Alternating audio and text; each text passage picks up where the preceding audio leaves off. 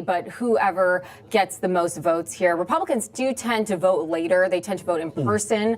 So a lot of the votes have not been accounted for, but it's pretty close, John, even considering the fact that California is primarily Democrats. So Spencer Pratt, Steve Hilton, they're making their way, and we'll see how it shakes out. Yeah. Well, there's a total of 6 primary states: California, New Jersey, New Mexico, Iowa, Montana, and South Dakota. But as you pointed out, Krisha, all eyes are on California. Yeah. The gubernatorial, which is the governor race, and the LA mayor's race. And when you look at, as you just pointed out, the top tier candidates for governor, it comes down to those 3 individuals. But Javier Becerra, he's very scary. He's really extremely progressive. He might even be more progressive than Gavin Newsom.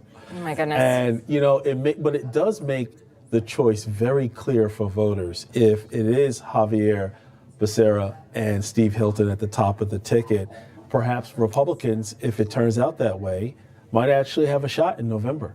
Yeah, I mean, we'll see. A lot of people have already voted for with their feet in California. So whoever may be left may be the ones who are tending to be more progressive, unfortunately. But ultimately, Steve Hilton and Spencer Pratt, too, they're both outsiders, individuals who don't necessarily have politics entrenched in their blood, but they've experienced a lot of the hardships that Californians have dealt with. Absolutely. And Pratt actually. Grab a cup of coffee and start your day right.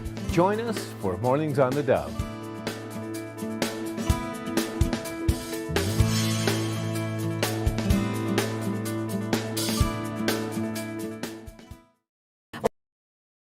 Good morning. You're tuned to the Dove, encouraging and informative, helping Oregon, Northern California, Idaho, and Nevada start the day with news and encouragement. This is Mornings on the Dove. Well, good morning to you and happy Tuesday. Welcome to Mornings on the Dove. This is the heartbeat of the Pacific Northwest. Yeah, man. Yes, sir. Everybody on the left coast gets their marching orders from here. That's right. They're alternative marching We set the pace for it. We are the alternative. Yeah, especially. We are the alternative. Absolutely, especially on a primary day. Yeah, Big for day. California. Yeah, man. Our friends in California are making decisions, and which is we'll see what happens. It looks like Steve Hilton will be one of the top 2. I hope so. And it's going to be a battle. We'll have to see. You know, already there's some shenanigans going on with ballots being lost in the mail and some being burned. Already? Of course. You know, this is just, anyway. So much for all that. Happy Tuesday. Beautiful day in the neighborhood. We got to figure out a way. I'm trying to figure out, could we literally do this? What? Open that door.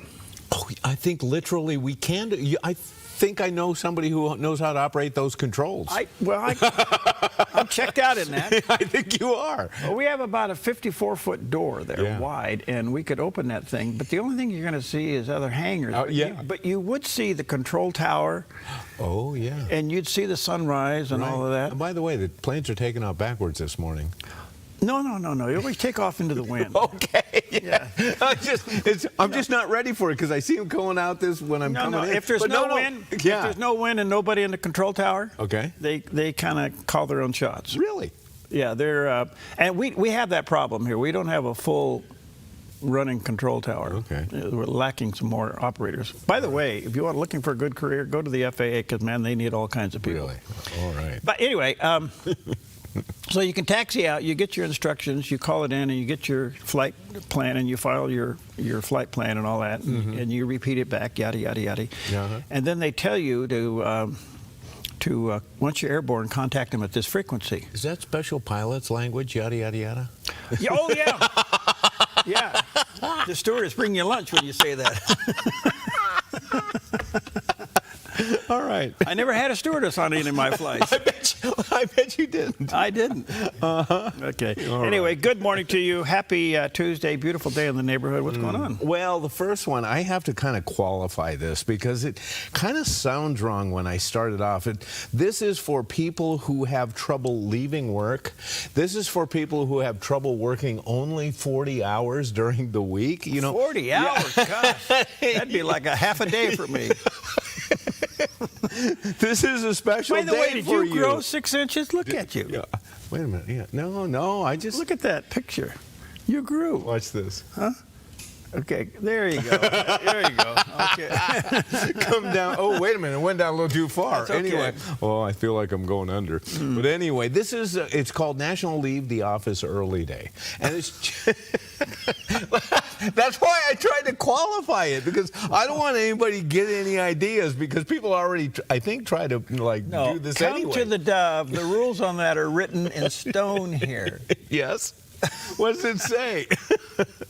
Don't get me going. Okay. It's too early for All that right. one. It is also... It's actually a day where you leave the office early. It's a lifestyle here. Yeah, I know it is. It's a I know. lifestyle. And Friday, I mean, good golly. You can shoot a cannon off in here. The only thing you're going to do is knock over cameras.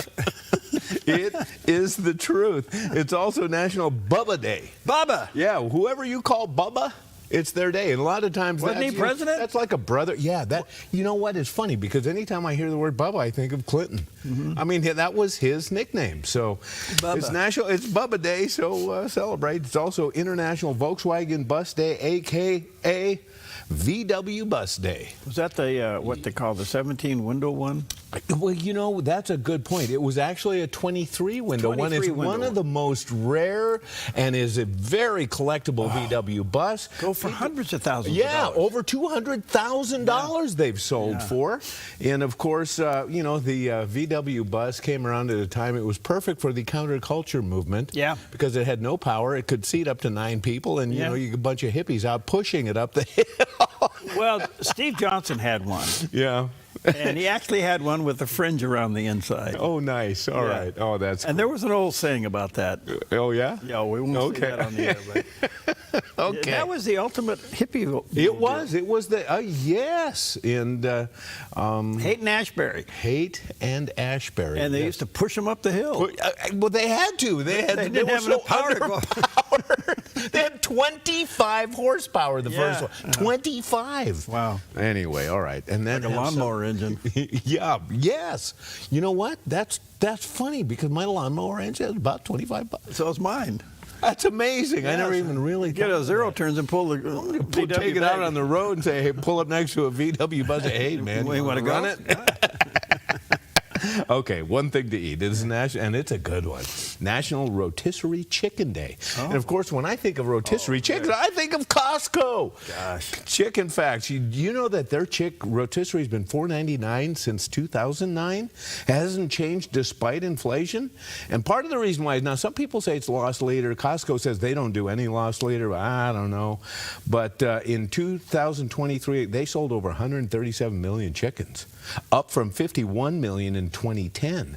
And they are time-stamped after roasting. They only sit out for 2 hours before being repurposed, if they're not sold, into salads, soups, or other prepared dishes to prevent waste. Well, they got this one down. Really Oh, they got it down. Here's another one, Perry. You'll always find their chicken, their rotisserie chicken, in the back of the store. Right. A deliberate corporate strategy to make it easy to spot and grab. Yeah. Also, you have to go buy many other things on the way back there. Okay. Well, that's like the milk in the back of the... There you go. You might see something that you need. And now they opened up their own production plant.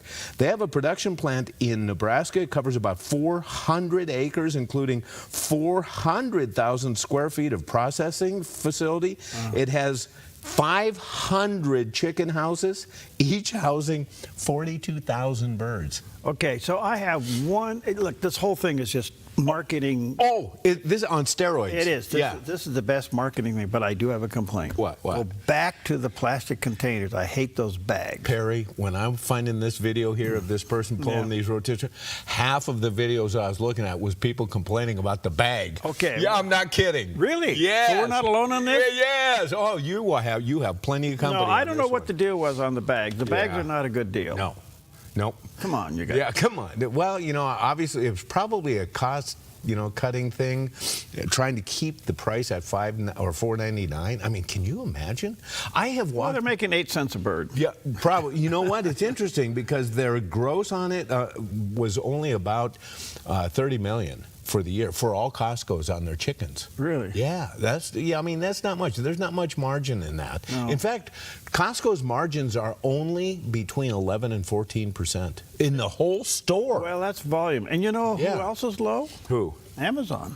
Oh, really? Their margins are really down there, and no so kidding. you kind of go, it's 100% volume. Yeah. Oh, absolutely. And the way you offset that is you keep growing.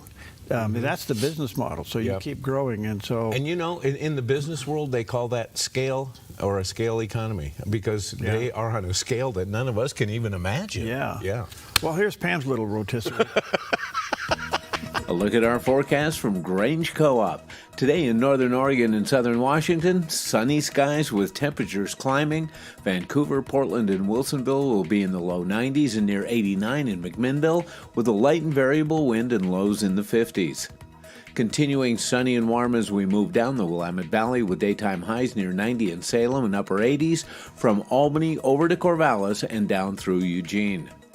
Starting off sunny across central Oregon, then through the day, increasing clouds with high temperatures in the mid-80s in Prineville and near 80 for Bend and Sun River, and mostly sunny and near 84 in Boise, Idaho. Along the Oregon coast, partly sunny from Coos Bay with a high near 70 through Port Orford in the mid-60s and Brookings near 57, mostly cloudy in Crescent City, California with a high in the low 60s.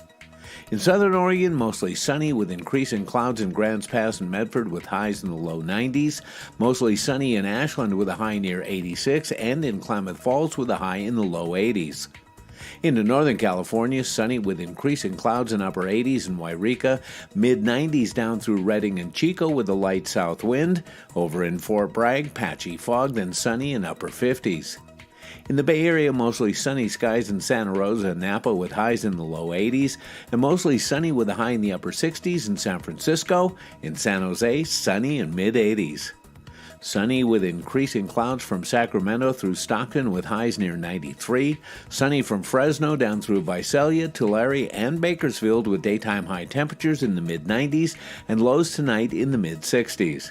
It's a look at your Tuesday weather from Grange Co-op. A beautiful shot of our backyard. Just a little bit of the shadow of the mountain this morning, but that's looking almost due west. And yes, warm, high, and dry. Be careful out there. You know, we had a few little fires around yesterday. Yeah. 3 and 4 and 5 acre fires. Yeah, what's going on? And well, 'tis the season. Yes. And the only thing I can say is that, boy, people are taking it serious, and I'm glad for that. They're on them. Yes. Good. They're on them. We need to be. Yeah. All right. Well, you know, when we think of what Jesus has done for us, do you really think much about what he is doing now? Well, here with a look at that and great encouragement is Dr. Anthony George. In verse 28, Jesus said, "You've heard me say to you, I'm going away and coming back to you. If you loved me," he said, "you'd rejoice, because I'm not just going away." He says, "I told you." Where is he going? "I'm going to the Father, for my Father is greater than I." Now, we know what happened when Jesus disappeared after the resurrection, when he was ascended back to heaven. He was seated where? At the right hand of God. And it is there that he is now and has been for 2,000 years in a position to faithfully and regularly and consistently pray for the children of God in their times of trouble. You see, my peace in difficult times comes from knowing who Jesus is, what Jesus said. I cling to his words, all that he has done through dying for my sins, being raised from the dead. And then this is another source of my peace, is simply knowing where he is right now. He's seated at the right hand of God.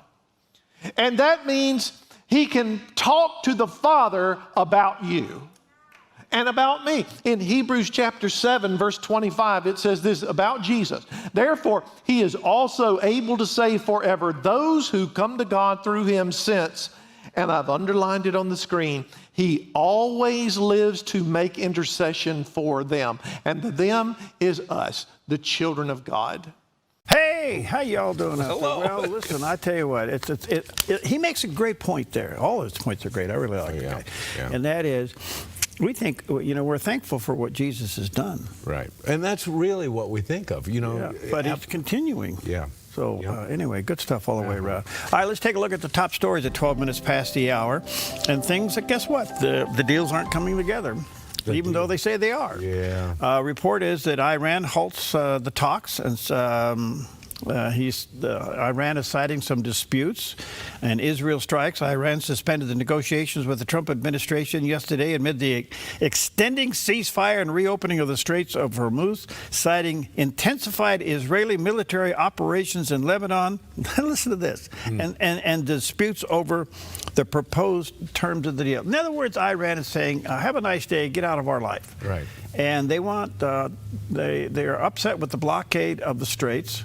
And they're upset with Israel attacking Hezbollah inside Lebanon. Right. Which is quite a ways away from the other action going on. Yeah, but it is their proxy. It's like they're being fought themselves. But So, in the meantime, Iran is threatening retaliation over the blockade as Israel warns of the Beirut strikes and things like that. Now, the president met with Netanyahu yesterday and stopped Israel's intentions to strike Beirut. Right.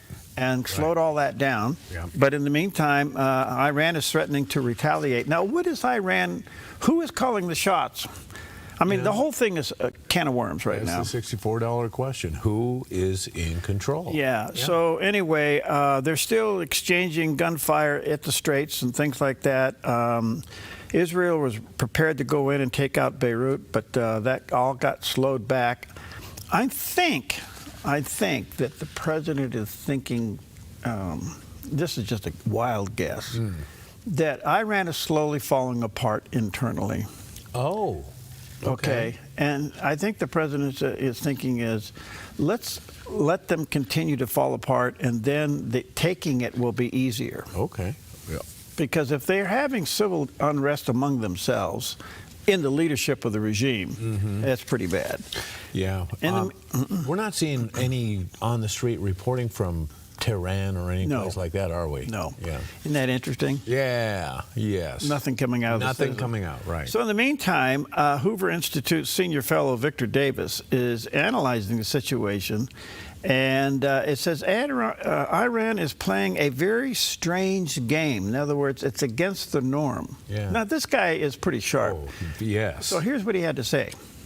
They also are playing a very strange game. They're giving signals that the people talking to us, the quote-unquote elected leaders, that they are at odds with the Revolutionary Guard. And we don't know, because we've eliminated so many people, if that's true. But you get the sneaking suspicion that they are the good cops, and the Revolutionary Guard and the theocrats that every once in a while try to take out a carrier or hit the Kuwaitis or somebody.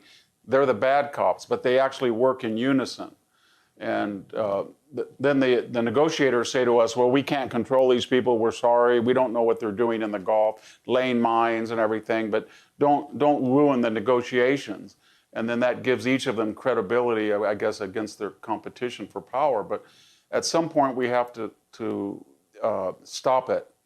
And there's a lot of ways to stop it, Mark, because militarily it's not a problem. It's a political problem. And it involves the world economy and the midterms and everything. But I think that the president can find a way to kind of square that circle. If he tells them informally there's going to be a deadline to this nonsense, and you're going to regret it, and we're going to do enough damage to your economy and your military that it's going to take you a quarter century to recover, and we're going to leave a residual force that's going to keep that strait open along with the allies.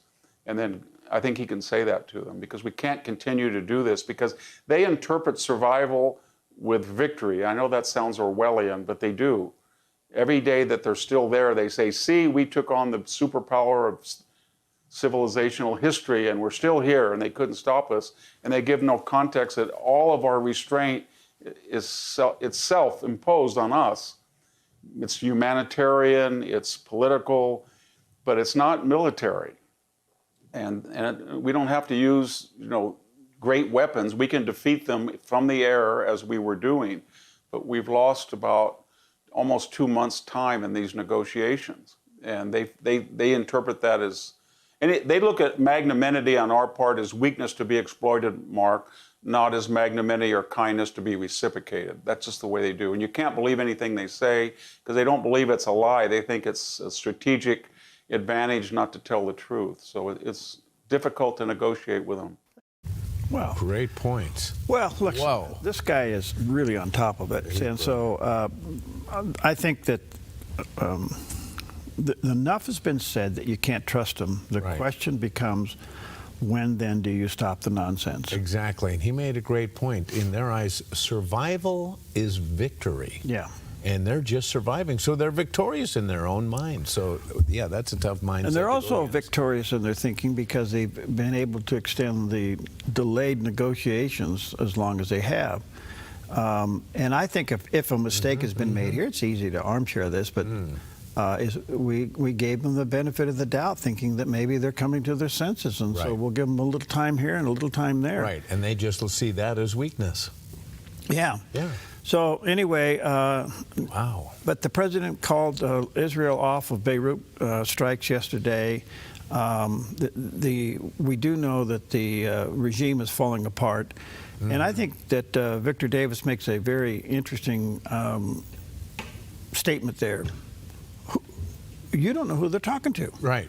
Yes. If you got both sides of the regime kind of fighting each other and then talking to the United States and trying to make a deal, the only thing you have to do is say to the other side, we're not going to take that deal. Right. So they're divided among themselves. I think, we're heading to the obvious, and the question is, when does it happen? Exactly. So- that is the Yeah. question. Yep. One other quick piece of news, and on this, I'm sure you don't really want to hear this, but it's a Okay. reality. All right. Health insurance in the United States, you remember the Affordable Care Act? The unaffordable. Yeah, I remember it. Yeah. You got to remember one thing: the Democrats are really good at naming something. The opposite It of means what the it opposite really of what it is. Yes. They're really good at that. Yeah. So the Affordable Care Act now is costing the average American family over $2,000 a month, which in some cases is higher than their mortgage payment. Wow. Wow. You can't afford it. Wow. Yeah. Where is this going to crash? Right. And how is it going to crash? Yeah. And and here's the enemy of it. What? I probably used the wrong word there. Okay. Wow. What? It was the insurance companies. Yeah. Yeah. Right. Well, the right. Where's it gonna end? This was pointed out when they were trying to draft this legislation. They said this is what's going to happen, and it's all playing out exactly as they predicted. Yeah, so the Affordable Care Act is anything but affordable, and it has messed up the American health care system so bad. And yet, we have the best. And if this is the best in the world, Oh gosh. what is the worst? Oh yes. If you go to a Commonwealth country, if you're not dead, they put you on a waiting list. And then if you die while you're waiting, sorry. Oh. So those are the top stories on this beautiful Tuesday morning as we're going to have, what are we having today? Yeah, we're having rotisserie chicken all Rotisserie day chicken. long. Yes. It's kind of like Bubba Gump, where you can fry it, you can cook it, you can boil it, you can. Well, that is the truth, because rotisserie chicken turns into just about anything you want. It goes from from a meal to a salad to a sandwich. Yes. Oh, absolutely. Chicken enchiladas. Into that. Yeah. All right, cluck cluck. We'll be right back.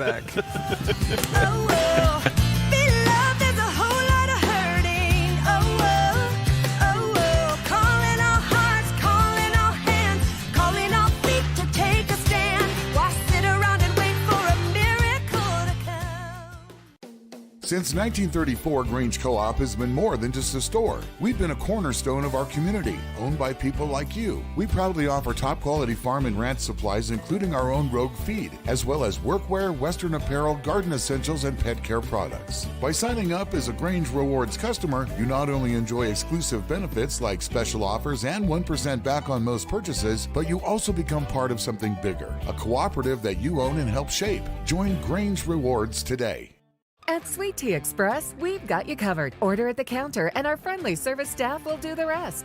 Breakfast served daily until 2 p.m. Breakfast burritos, biscuits and gravy, skillets, omelets, and more. Sweet Tea Express. Don't get caught hungry. When life feels heavy, your body feels it, your mind feels it. That is why I created Organic Elements Wellness Spa, a place where wellness is not a luxury, it's a way of life. Step into our wellness lounge with a Himalayan salt room, infrared sauna, steam room, and invigorating cold plunge. Restore your nervous system, detox your body, and clear your mind. Then experience customized massage, advanced skin therapies, and result-driven facials, all designed to help you look as good as you feel. There's nothing else like this in Southern Oregon. This is your space to heal, to reset, to glow. Call today to book your private wellness party for up to 15 guests or surprise someone special with a gift certificate. Visit Organic Elements Wellness Spa on East Main Street in Medford. Book online at organicelementspa.com. Wellness is wholeness. Voted best of Southern Oregon. Applegate River Golf and RV Resort, a pristine 9-hole course alongside the Applegate River. Their clubhouse offers a golf simulator experience. The RV Resort is adjacent to the golf course with convenient pull-through parking. Applegate River Golf and RV Resort. Information at applegateRV.com. Yep. Yep, that's a new word around here. Yep. Yep. Yeah, good morning to you. 23 minutes to pass the hour. Well, here's one for you, some backyard news, here in the Pacific Northwest. We know the other day we had the story of how many companies have left New York, have left San Francisco, have left L.A., left Seattle. All this. Well, let's just bring it in home. Okay. According to the latest data of driver's license changes, show that 88,000 Oregonians have moved to another state. Oh. And look where they went. Where? They went to Idaho. They went down to Arizona. See that? Yeah. That's where they're going. Oh, sure. Okay. So we've had our slow exit. And ours is fortunately so far, let me put it that way, with the exception of the big one that we've noticed right here in our own backyard, Dutch Bros leaving. We haven't had any of the other big ones leave, but we haven't had any of the big ones expand either, like Nike and Columbia and Lithia. I mean, they're there, but they're not happy. Right. But we have had 88,000 people leave. By the way, to the point where it looks like this reflects the forecast in the congressional seats based on the 5-year trends. Based on this, Oregon will lose a congressional seat and California will lose 4. Oh, my goodness. Because the populations are going down. Yep. So when they tried to jerry-rig in the state of Oregon, the district that takes in Bend, they're wiping out one of their little nugget districts up there that had a lot of people in it that left. Wow. Wow. Kind of crazy, isn't it? It is. All right, here's one. The Oregon Coastal Caucus asked DEQ to dial down the regulatory pressure on the Pacific Seafood Company. Apparently, a bipartisan group of Oregon lawmakers is asking the state environmental regulators to pump the brakes on enforcing a set of civil fines against Pacific Seafood while the company appeals their case. Apparently, the DEQ has levied $3.2 million in combined civil penalties against the Pacific Seafood Company, which owns facilities. And the problem is they're saying that they're discharging fish innards. Oh. Nice word for guts. Okay, guts, yeah. Chlorine, oil, grease, and other things into the waterways up and down the Oregon coast. Well, they have to prove that, I guess. Okay. But apparently, even a bipartisan thing, because this could end the seafood industry. These are the big guys. Well, yeah, right. So, boy, I would like to. I don't know if this is true violation or not. Yeah, I want to know what the truth of this is, because it would be so counter to a company like that if they're doing those practices. It hurts their own ability to make a living. Yeah, look, we also fought the crab thing. We got that pushed back, but I don't know. We'll let it work itself out. I think that you have to really look at the fine line as how did they violate? If so, by how much? Right. 3.2 million pretty much could wipe anybody out. Yes. Yeah. All right, here's the big one coming up. We thought we had the big gas tax deal, and it was a big deal. Yeah. The citizens rose up in special session, did their own referendum, got it on the ballot, and then continued to shove it down the governor's throat by passing it in the May primary when they tried to get it out of the November primary. So that was a huge loss. Yeah. There's another one on the ballot that is really controversial. It's called the IP28. And this is a hunting ban proposal known as the Initiative Petition of 28, okay, or the Peace Act. Now, what is this all about? Okay, here it is. What it does, it classifies the intentional injury or killing of animals as animal abuse, which basically wipes out fishing and hunting. Yeah. Okay, so here's Anthony Broadman, of Oregon State Senator. By the way, he is a Democrat who's against this. Here's what he said on Fox News. You know, I think Oregonians now more than ever, with the cost of food and fuel, we want to be more connected to our food, and part of that is supporting our local farmers, ranchers, hunters, anglers.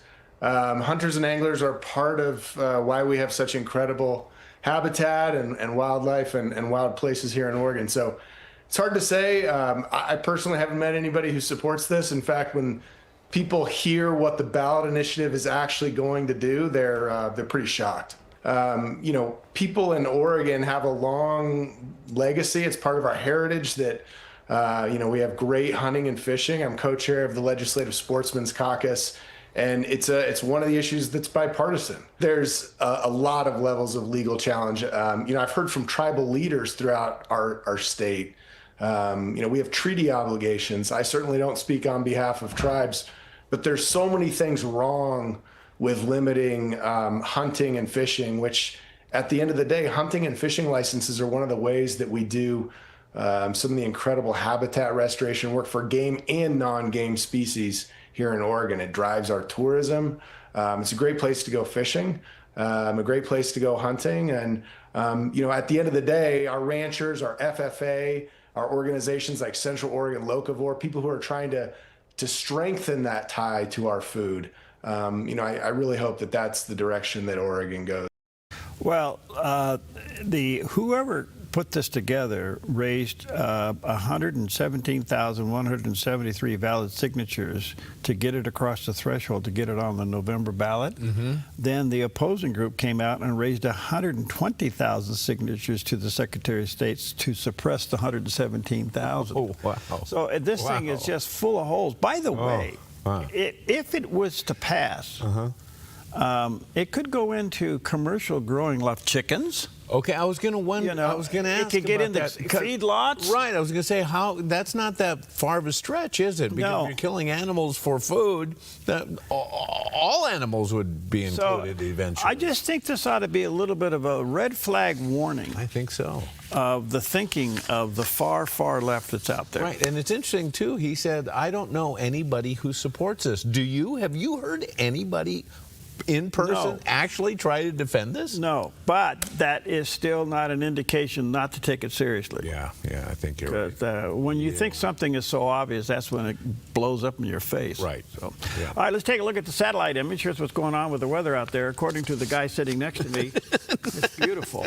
You're looking good. You can see some clouds and upper 80s today, bumping into towards 90 degrees, but then backing off for the rest of the week, back into the 70s with sunny skies, and by the weekend even into the upper 60s, but lots of sunshine in our future and very seasonable temperatures. All right. Not bad at all. Okay, well, it's interesting. You know, we're looking at this guy, Graham Plattner. This guy. Oh, gosh, this guy run for Senate? Run for Senate, and the left is how did he get to where he is right now? And here, this really tells... Kind of like, how did that thing ever get on the ballot? Exactly. That's crazy. Right, and it tells you a little bit about progressives. Yesterday, Sunny Hoskins on The View talked about Graham Plattner, this candidate for Senate. And she said, yeah, he may be a Nazi. He's a Nazi. He's a homophobe. He's an anti-Semite. He is a sexter. He got caught texting sex messages. But, she said, he's still worth electing because he's not Republican and he will fight Donald Trump. This tells you exactly where the progressive left is in this country. They don't care about principles. They don't care about the very things they cry about, that they call Donald Trump a Nazi or Republicans. They don't care about that. Oh. Well, with that in mind, Alabama Senator Tommy Tuberville, I'm going to calm down, spoke with Newsmax's American Agenda about the ever-increasing extremism on the left in the Democrat Party and his shock at Senate candidate Graham Plattner making it this far as a candidate. We fight in the Senate, Republicans and Democrats. The Democrats have really, in my 6 years, they've really gone farther and farther to the left. But this guy is a picture of really what they stand for now, communist. You know, he even admits it. There's a lot of people in the Democratic Party right now, especially in the Senate and the House, that say, well, they're an American, but no, they're really not. They vote the communist way. And they got huge problems. Houston, we have a problem. I Let's would see what say so. happens. Well, you've got a lot of extremists. The problem is you have Democrats that were solid Democrats that have seen the light and said, you know, if I'm going to stay up here, I've got to go farther left. They're followers. They're not leaders. And I have to give it to Chuck Schumer. I've been there 6 years, never talked to the guy. I've been there 6 years, never spoken a word to Senator Schumer, but he's kept his people in line. They know that they won't get any campaign money unless they vote the way he votes. And again, we probably need to do more of that on our side to where we get more people voting party line as Republicans. But people have their different opinions. But Susan Collins will beat this guy on the ground. There's no way this guy can win. But I'm sure they'll try to get somebody to run against her instead of him. From what I understand yesterday, there's now a move to get him out. So we'll see. But you got to understand one thing. We have been demoralized by one ideology. And it's the progressive ideology. Yeah. And it's demoralized America down to where anything goes anytime. And if you oppose it, you're some kind of a, intolerant person. Yeah. And so when you have somebody this extreme, the fact that he got this far is an indicator. As far as Mondani got elected as mayor of New York is an indicator. Yeah. So, but from what I heard yesterday, there's now a move to get him out. But it may be too late because who do you put in? Yeah. How do you? They may be wise also. Maybe they can't get him out. I mean, it's up to him. Right. True. If he stays in, he seems pretty belligerent. Yeah. So anyway, those are some of the interesting stories today as we go back to Costco and take the chicken out of the bag and hand it back to the person and say, put it in that little plastic container with the lid on it. We'll be right back.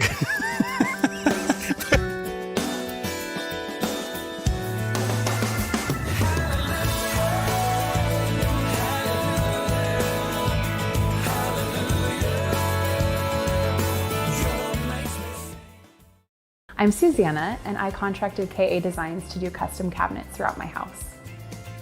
We chose a really beautiful maple wood that really creates like a nice airy space. Everything was custom, and it was really cool because I got to literally see it come to life in person. We love to entertain, and we have a large family, so everything came together perfectly, exactly what I wanted. I highly suggest KA Designs if you're looking to design your dream house. Go check them out in their showroom. You will not be disappointed. Millions are struggling with life and their walk with God. Transformed is a groundbreaking series seen right here on the Dove TV that every week takes you behind closed doors to witness biblical counseling with real people facing real issues. It was common to me to feel like I just wanted to escape. It could be anxiety, depression, addictions, or other concerns. No issue is taken off the table. To just get the pain out of my head and out of my heart. The Bible has answers to life's problems. God's wisdom is better than man's. Lives are changed because God's hope is offered, not just treating the symptoms. It's through the eyes of faith. Trusting what God says and being willing to obey what God says, even if it's not what you immediately feel. Join Dr. Greg Gifford and see lives transformed from brokenness to wholeness. Mondays at 8:30 and Thursdays at 5, only on the Dove TV. He's got the whole world in his hands, and he knows the plans for us. Above and beyond we could ask or imagine, his grace is more than enough. It's in his hands, it's in his hands. He's got the whole world in his hands. Come on, Steve. Okay, welcome back. Happy Tuesday to you. 23 minutes before the top of the hour. I think we need to keep something in perspective here because you get so tied up in these headlines. There is a underground revival going on in Iran. Oh, yeah. There has been people waking up with visions of Christ, dreams, visions, changing. The church, the persecuted church in Iran is very much alive. It's underground, kind of like what we found when we finally got into China and it opened up for a while. And you got to understand that most of the fighting that's going on, the people that are suffering the most are Muslims. And somebody has said on numerous occasions that if Iran was to come out of this and regain its own identity, its own nation is built by the people, it could become a Christian nation. So this story brought up with our friends from CBN News talks about the Middle East and the fighting and the escalation. Who's suffering the most? The Muslims. Keep this in mind. Here's the story. These Christians from Syria, Lebanon, Turkey, and Iraq feel a freedom they say they've not had before. Once restricted by former beliefs, they now share in churches about finding new life in Christ and how God is moving among Muslims today. Pastor George Husni has spent more than 50 years ministering to Muslims, especially among the Kurdish people. In 1973, he helped translate the Bible into their language so many could understand the gospel for the first time. Today, with nearly 40 million Kurds scattered worldwide, Pastor Husni sees spiritual openness growing. Every time there's a war, there's a great movement to Christ because people have become disillusioned with the world and with the religion that causes the war. Khomeini in Iran and bin Laden, those two made a huge difference for the gospel because they gave false hope. Why are we following this religion of destruction and killing and murder? And so they are flocking into the kingdom through Jesus Christ. Pastor Husni says another turning point came during the 2011 Syrian refugee crisis. In Lebanon alone, around 2 million Syrians fled across the border. They were walking the streets, they had no jobs, they didn't have the money, so they started coming to our centers. We had teams go on the streets and meet these people walking around. We put a table with scripture, and they say, "What is this?" And we lead them, bring them to the center. We started with 20 people. Now we have thousands. So many came to Christ. He tells CBN News about many who have left Islam for Christianity, seeing Jesus in a dream or vision. This includes Kurdish ministry director Nihad's experience in prison after the Syrian government arrested him for political reasons. I cannot move inside my cell that was less than a meter wide. My hands were numb and my body was in so much pain. I remembered reading about Jesus who healed the lame. And so I told Jesus, "If you are real, help me." I saw in a vision a person in white entered my prison cell with a bowl of olive oil. And every time he poured oil on my body, the pain went away. During that time, I was so depressed because no one would help me get out of prison. I wanted to die. But at that moment, the person in white clothes told me, "You are my beloved, and I love you so much." Until now, those words give me comfort. Pastor Nihad knew that it was Jesus because he said he remembered reading about him in one of the books written by Billy Graham. Someone gave that book to me, and I read it before I went to prison. I read the prayer of salvation at the end of the book. That may have been the key that opened my spirit to hear God. 6 months later, Pastor Nihad was released, and now he shares his story around the world. Pastor Husni believes many more Muslims will come to Christ and urges the church to be ready. Our prayer should be that the Lord would establish the new believers in the faith and be strong. And we need to pray for leadership to develop. Because if today we have millions of Muslims come to Christ, we don't have enough people to disciple them. Lucille Talusan, CBN News, Seoul. Wonderful. That is amazing. Yeah, you have to really keep this in perspective because what's going on in Iran is a regime, a very evil regime. Yeah. But in the citizen side of things, there's really something happening over there that's just genuine and it's spiritual and it's the stories are just amazing. So good stuff all the way around. Keep it going. All right, let's check out the weather with a guy that likes chicken in a bag.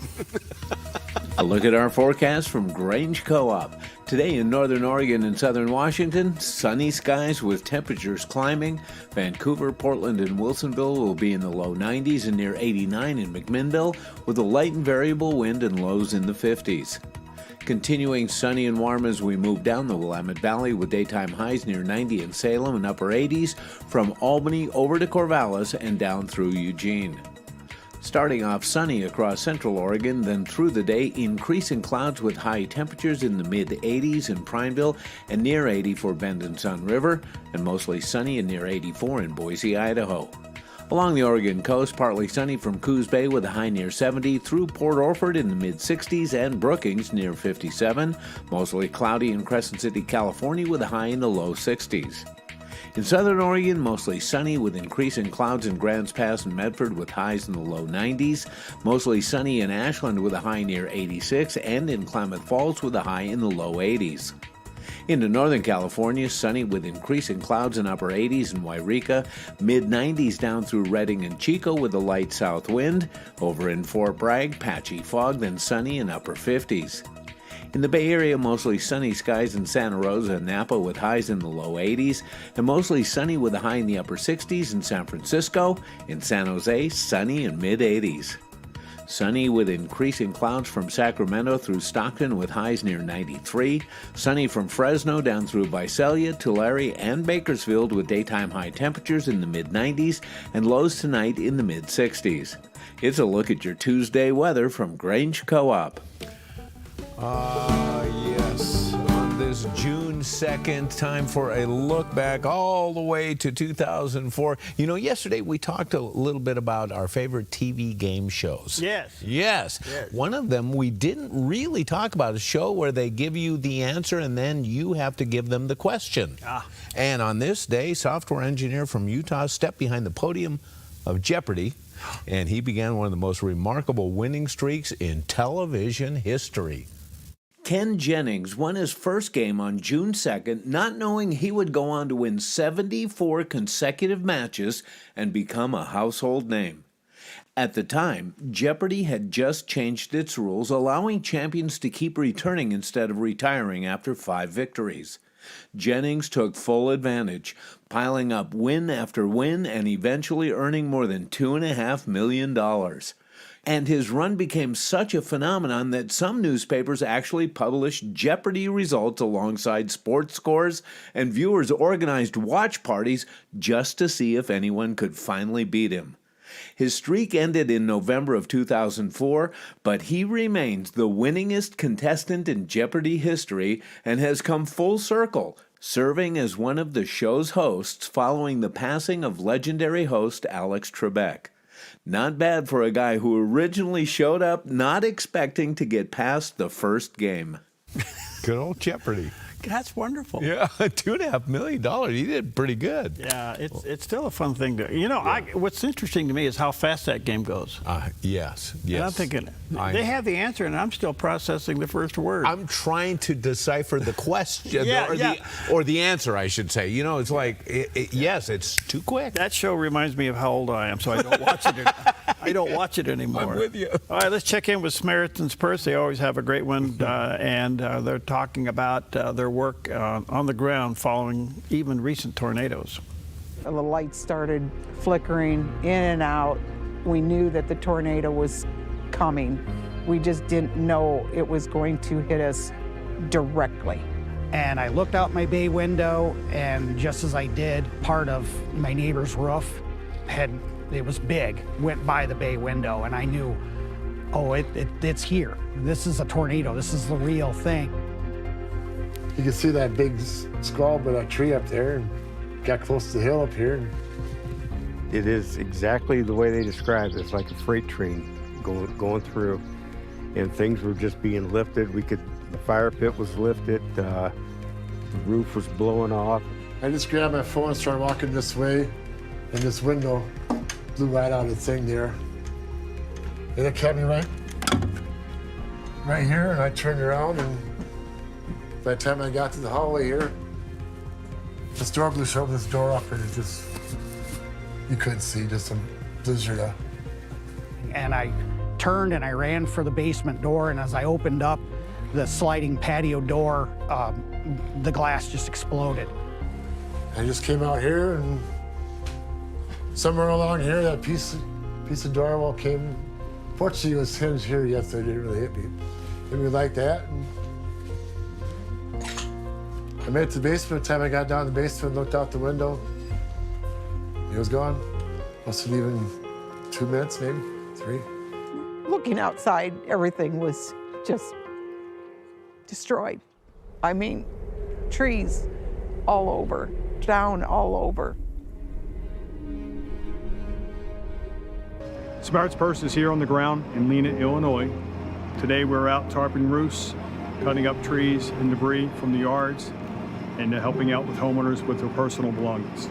You don't even know, you don't know me, and you're just coming and you're helping. And all these people have taken their time to come, and they're raking up sticks in my yard and fixing my roof and getting glass picked up. And I'm gonna remember this for a long, long time. Things that you guys did in a few hours would have probably taken us weeks. So Samaritan's Purse was a godsend. It's just, yeah, it's just.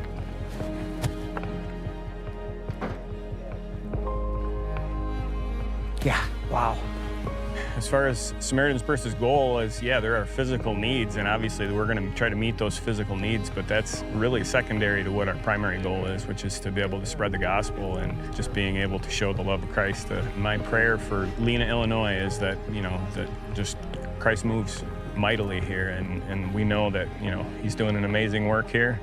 It's just incredible to see and be a part of, and we're so in awe of what our God can do. Isn't that beautiful? That is amazing. Well, I have to tell you, don't hesitate supporting that organization. Yes. And if you're looking for something to do, check it out. That's fantastic. All right, we're going to take a quick break, and we'll come back and we'll explain this box. You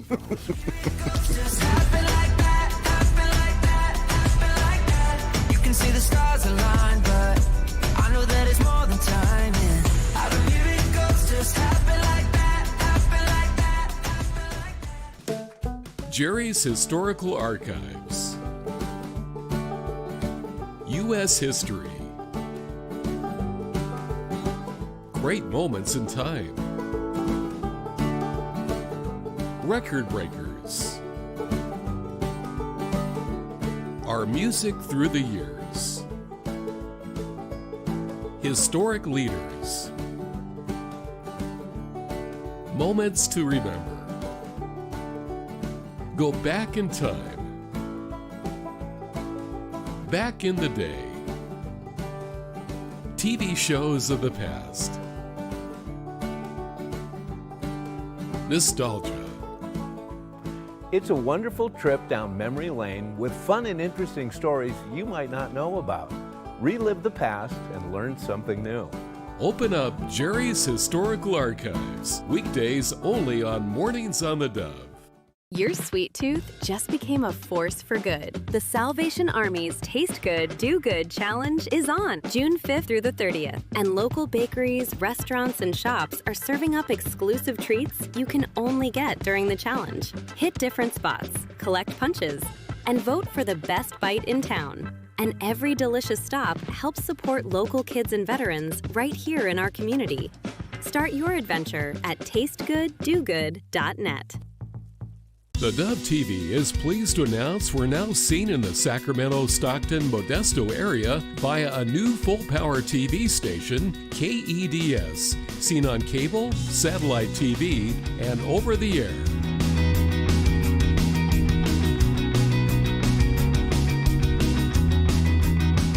The Dove TV, encouraging and informative for the Sacramento, Stockton, Modesto area on new full-power KEDS TV.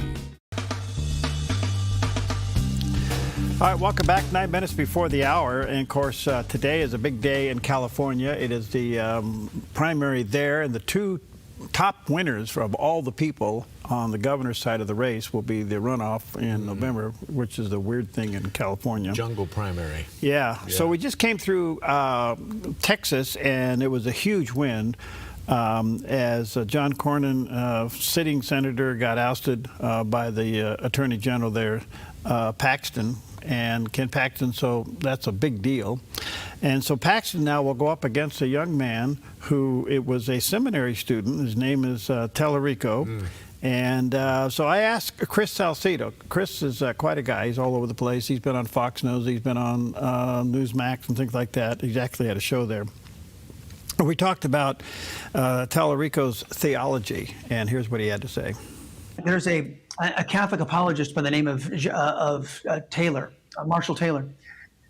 Taylor Marshall, I should say. Taylor Marshall, I got that backwards. He wrote a book called Infiltration, and it details how the communist world couldn't bring down the Catholic Church from outside. So they sponsored a whole bunch of communist left-wing devotees to infiltrate the Catholic Church on the inside. I think that's what's happened to the Democrat Party, and they're seeking to undo Christianity by putting Marxist-Leninists to redefine Christianity into something that fits their deviant worldview. James Tellerico is the poster child for this, and I think it goes right back to the we outnumber them mentality. I think a lot of Christians are going to have to do some soul searching and ask themselves, are we going to allow leftists and communists for politics' sake to redefine the universal truth that is God, the universal truth that is Jesus Christ? And if you're a Democrat, you're going to answer yes, because that's why you vote for abortionists to represent you. If you're the rest of America, the majority of America, if you live in that little thing we call truth and reality, you're going to answer with a resounding no, and you're not going to allow them to redefine your faith today. Well, listen, what Tellerico is doing now, he is, I don't know if he understands this, but he's become the left's poster child of alternative Christianity. And they're going to use him and his theology to shove it down the Christians' throat as being intolerant bigots. And he's the perfect guy for that. He's good looking, he's sharp, he's gone to seminary, and he says that nowhere in the Bible does Jesus address abortion, therefore.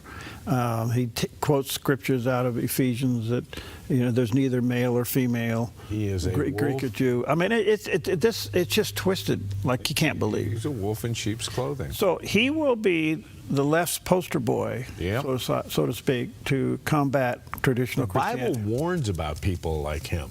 Yeah. It does. It's just the continuing of the demoralization of America, and hopefully you folks are wise about it. So anyway, what do you got? All right. Well, the Arby's ad says, "We have the meat."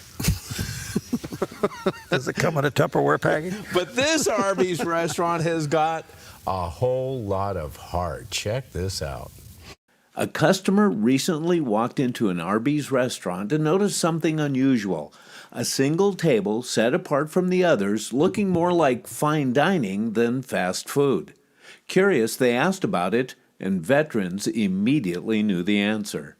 It was a POW MIA remembrance table, a tradition honoring American prisoners of war and service members who never returned home.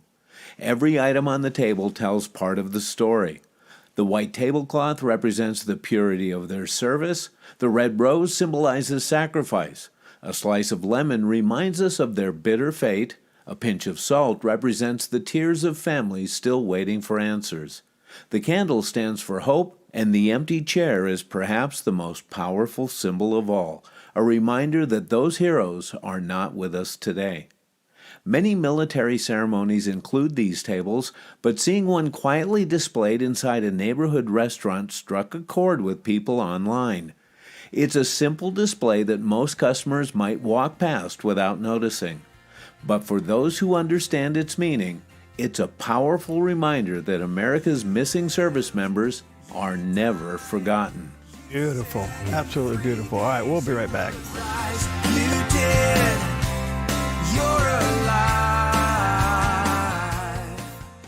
Applegate River Golf and RV Resort, a pristine 9-hole course alongside the Applegate River. Their clubhouse offers a golf simulator experience. The RV Resort is adjacent to the golf course with convenient pull-through parking. Applegate River Golf and RV Resort. Information at applegaterv.com. Have you seen Mornings on the Dove? Something has happened to our country here where we're glorifying assassinations and killings and killing babies, and we're glorifying taking God's creation and turning it upside down and throwing it on its head, where a boy can become a girl and a girl become a boy. I mean, the whole thing. At what point are you going to wake up and realize that we are fighting something that's spiritual? News with a little bit of common sense. Mornings on the Dove, weekdays 6 to 8 a.m. Come fall in love with Northridge Senior Living, where contemporary, sunlit interiors meet old-world elegance. Walk through our lovely hallways and enjoy the fun staff-led activities. Forge lasting friendships with other residents and our exceptional caregivers. Dine in style. Gather near the fireplace under breathtaking chandeliers. Our reasonably priced apartments are spacious with private balconies. Northridge is Christian-owned and operated, pet-friendly, and only 2 blocks from Asante Rogue Regional Medical Center. On-site, in-home care is available. We also offer senior adult daycare, where your loved one can spend the day with us and the evenings with you. Northridge Senior Living.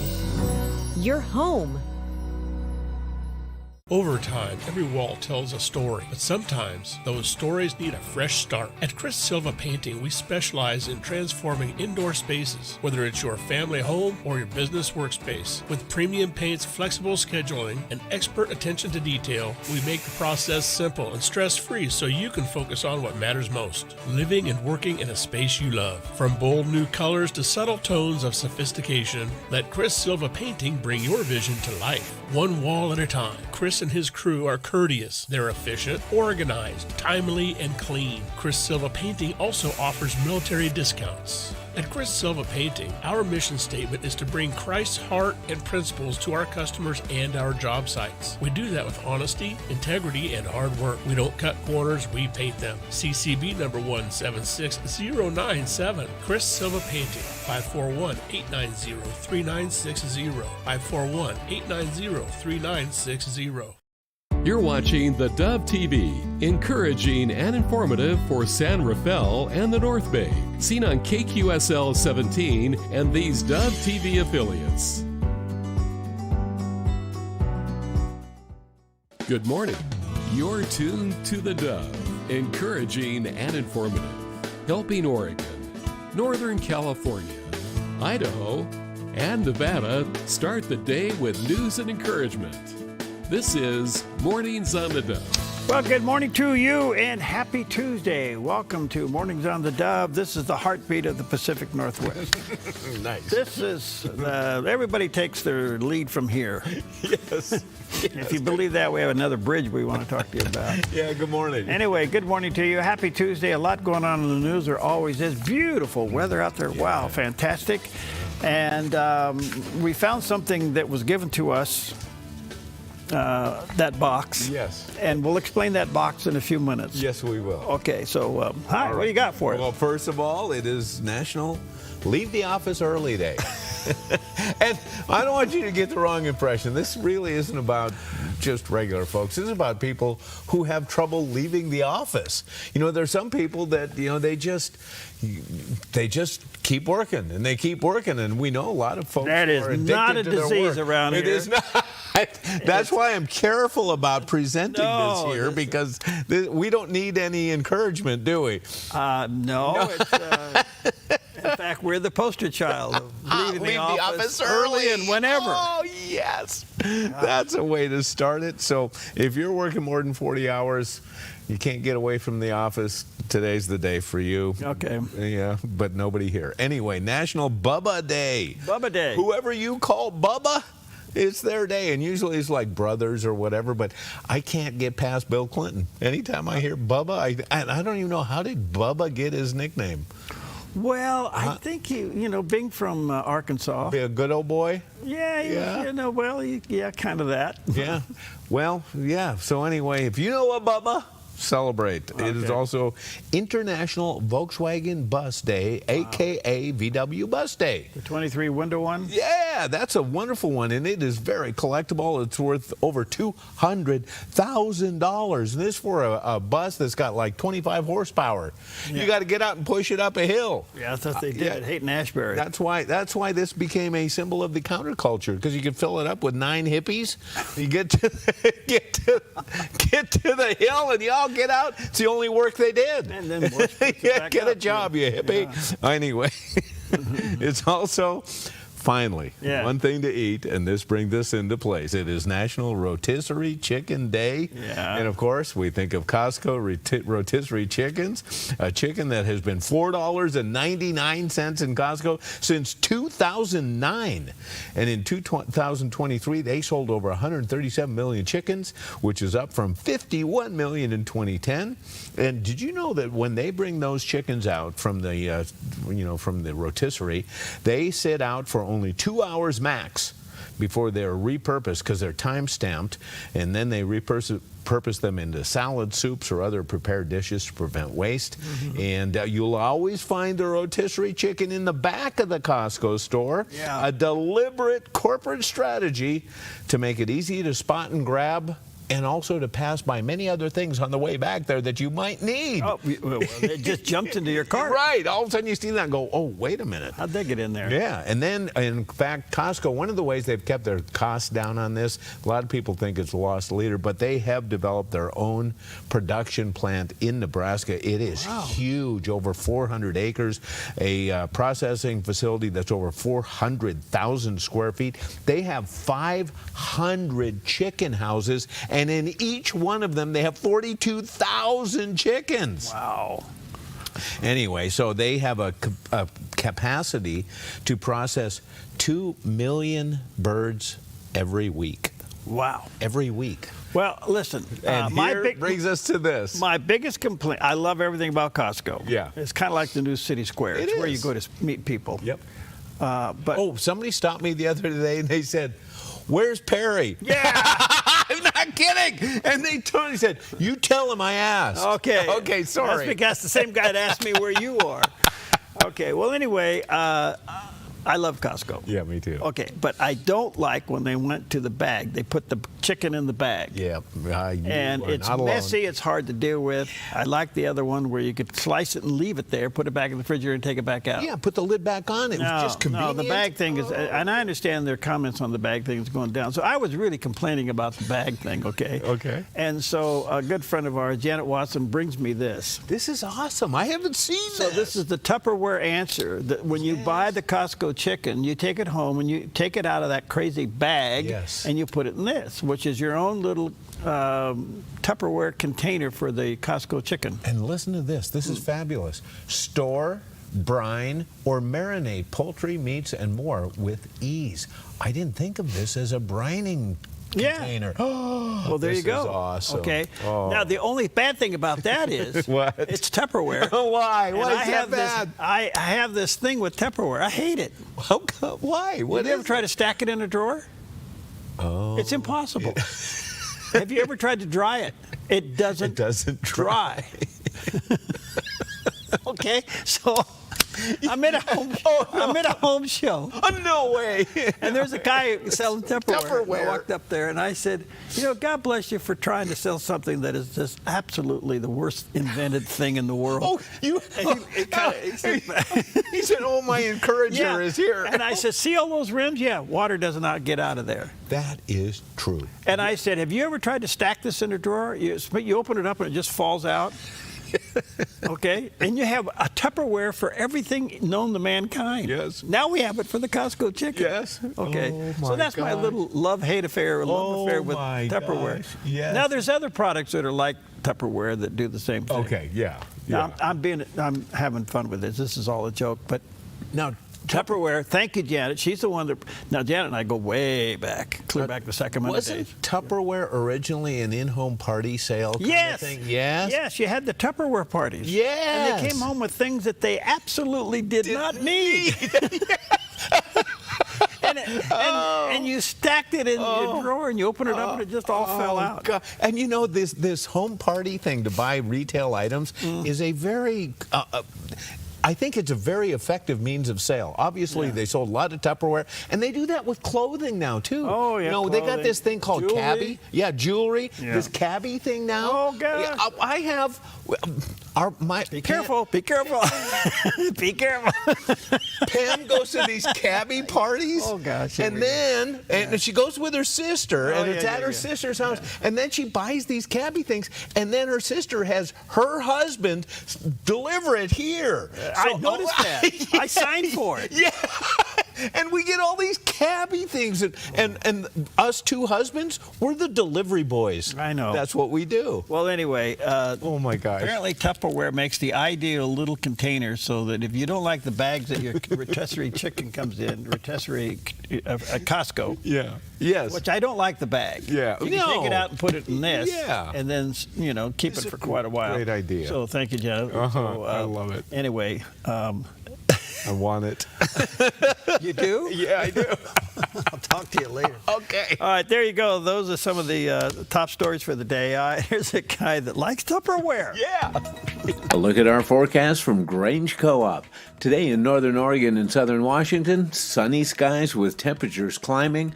Vancouver, Portland, and Wilsonville will be in the low 90s and near 89 in McMinnville, with a light and variable wind and lows in the 50s. Continuing sunny and warm as we move down the Willamette Valley with daytime highs near 90 in Salem and upper 80s from Albany over to Corvallis and down through Eugene. Starting off sunny across central Oregon, then through the day increasing clouds with high temperatures in the mid-80s in Prineville and near 80 for Bend and Sun River, and mostly sunny and near 84 in Boise, Idaho. Along the Oregon coast, partly sunny from Coos Bay with a high near 70, through Port Orford in the mid-60s and Brookings near 57, mostly cloudy in Crescent City, California with a high in the low 60s. In southern Oregon, mostly sunny with increasing clouds in Grants Pass and Medford with highs in the low 90s, mostly sunny in Ashland with a high near 86, and in Klamath Falls with a high in the low 80s.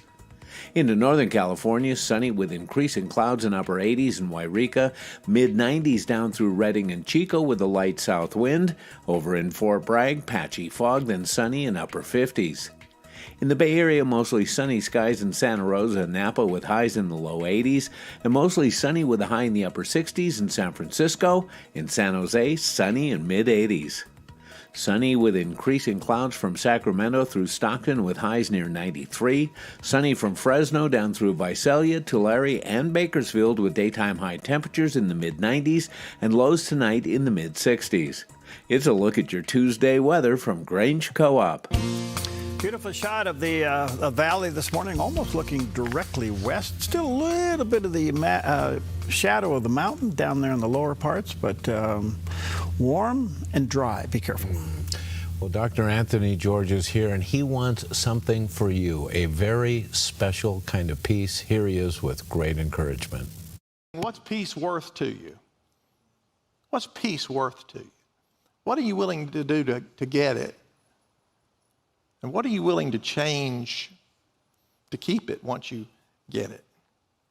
God's peace is such an awesome gift. It confirms God's pleasure and God's will. How many of you have been praying about a situation, you say, I don't have a peace about it? You've said that before and you knew that's not God's will. But on the other hand, when you get a peace about it, you know, this is what God's leading me to do. It's called peace. Peace is what God gives us to reward our faith when we trust in Him. Peace is the sense of God assuring us He's still with us. He'll never leave us nor forsake us. Paul called it in Philippians 4 where he said, be anxious for nothing but through prayer and stuff. He said, and the peace which, what? Passes all understanding shall guard your heart and mind. Satan is the enemy of our peace, but God is the author of our peace. And if we want this peace, we've got to be obedient to Him. We've got to trust in Him, and we've got to pursue Him above everything else that distracts us or discourages us. So Jesus said, hey, you, let not your heart be troubled. You've got a choice. Paul gave us the alternative in Colossians 3:15. If we're not going to let our hearts be troubled, what are we going to do? We're going to let the peace of God rule in our hearts, to which also you were called in one body. Yeah, that's. I read that often. I like the book of Colossians. I like all the Bible. Colossians is one of my favorite books. But let the peace of Christ rule in your heart, and that takes action on your part. You know. Oh, yeah. Yeah. So anyway, good stuff all the way around. Good morning to you. 12 minutes past the hour on this anti-Tupperware Tuesday. Tupperware pro-rotisserie chicken Tuesday. I just got an email from. Thank you, Barb. Already? Yes, I Thank love you, it. Barb. I love you to death. Okay. She said, "Yep, I did Tupperware parties for several years. It's the only way we survive financially." Yes, you made a lot of money off of it. The commissions were great. Yeah. Okay. That was. I'm trying to think. Was that back in the 50s and the 60s? 50s, 60s, I think. Yeah. Very retro time. Yes. Yeah. All right. Good morning to you. 12 minutes past the hour. Taking a look at the top stories this morning. Iran has decided to halt the talks. No more talks. They're upset about the Israel strikes, potential strikes, not only in Beirut, but also in other places. So Iran suspended negotiations with the Trump administration yesterday and amid what they call the extending of a ceasefire and reopening the Straits of Hormuz. Basically, Iran is upset that the blockade is still working and they're not getting any money. Right. And so they're upset about it. But the question is, we don't know who is running Iran. Yeah. We don't know. The president resigned. The Revolutionary Guard is obviously trying to be the muscle there, but it's all backfiring. In the meantime, Iran threatens retaliation over the U.S. blockade and warns Israel about Beirut strikes. Well, Israel was ready to strike Beirut, but the president stepped in yesterday and pulled them back. I heard, and I don't know if you know anything about this, I heard it was quite a direct type of conversation between him and the Prime Minister of Israel, Benjamin Netanyahu. Do you know anything about this? No, no. I heard it was, like stop? Like, and in some pretty forceful terms, so Well, it could have been. Look, it's so hard for us to armchair this thing. But, I do know this, that Israel is ready to go. Here's the question. Why Beirut, and what was Israel seeing there that we don't know? Great question. Yeah. Israel's intelligence is some of the best in the world. So why were they centered around Beirut? I think part of this deal is that Iran is falling apart internally among the Revolutionary Guard, the supreme leader, the government, the president's out. So it's between the Revolutionary Guard and the supreme leader. So you got military versus religion, and it's melting fast. So the president may be thinking, let this thing continue to fall apart so when we do step in, it'll be an easy job. Is that what this is really about? Because we know that Iran is funding these proxies like Hezbollah. It costs a lot of money, and they funnel a lot of money into it. Right. Well, by closing down their ports, we're hearing that they're losing like, what, $500 million a day or something like that? Yeah, it's big numbers. Are they just trying to dry them up? Of course. Yeah. You add to that sanctions, and the part about all of this that makes it hard for us, at the end of the day, American Israel does have heart for the innocent. Yes. And the citizens of these countries are suffering because of this stuff. And so we'll see how this plays out. Okay. Victor Davis Hanson, he's a Hoover Institute senior fellow there. He's quite the thinker. He's and he says Israel is strange lately in what they're doing. And so he's with Mark Levin, and they're talking about this, and this is what he had to say. They also are playing a very strange game. They're giving signals that the people talking to us, the quote-unquote elected leaders, that they are at odds with the Revolutionary Guard. And we don't know, because we've eliminated so many people, if that's true. But you get the sneaking suspicion that they are the good cops, and the Revolutionary Guard and the theocrats that every once in a while try to take out a carrier or hit the Kuwaitis or somebody. They're the bad cops, but they actually work in unison. And then the negotiators say to us, well, we can't control these people. We're sorry. We don't know what they're doing in the Gulf, laying mines and everything, but don't ruin the negotiations. And then that gives each of them credibility, I guess, against their competition for power. But at some point, we have to stop it. And there's a lot of ways to stop it, Mark, because militarily it's not a problem. It's a political problem. And it involves the world economy and the midterms and everything. But I think that the president can find a way to kind of square that circle. If he tells them informally there's going to be a deadline to this nonsense, and you're going to regret it, and we're going to do enough damage to your economy and your military that it's going to take you a quarter century to recover, and we're going to leave a residual force that's going to keep that strait open along with the Allies. And then I think he can say that to them, because we can't continue to do this, because they interpret survival with victory. I know that sounds Orwellian, but they do. Every day that they're still there, they say, see, we took on the superpower of civilizational history and we're still here, and they couldn't stop us. And they give no context that all of our restraint is it's self-imposed on us. It's humanitarian, it's political, but it's not military. And we don't have to use, great weapons. We can defeat them from the air, as we were doing. But we've lost about almost 2 months' time in these negotiations. And they interpret that as, and they look at magnanimity on our part as weakness to be exploited, Mark, not as magnanimity or kindness to be reciprocated. That's just the way they do. And you can't believe anything they say, because they don't believe it's a lie. They think it's a strategic advantage not to tell the truth. So it's difficult to negotiate with them. Well, you can't. Wow. You can't. And so we don't see all the factors on the table, but they're acting strangely. And I think it's primarily because they've been wounded, so to speak, big time. Secondly, they got a split among themselves. And third, the president's gone. Now, the question is, will he be able to sneak out of town? Oh. And you got the supreme leader. Now, the supreme leader is the supreme leader. Nothing gets past this guy. Yeah. This guy takes military philosophy. They take their government. It's hard for us to understand that their radical Islamic faith runs everything. It's theocracy. It's a theocracy. Yep. So, and he basically, that's a death cult.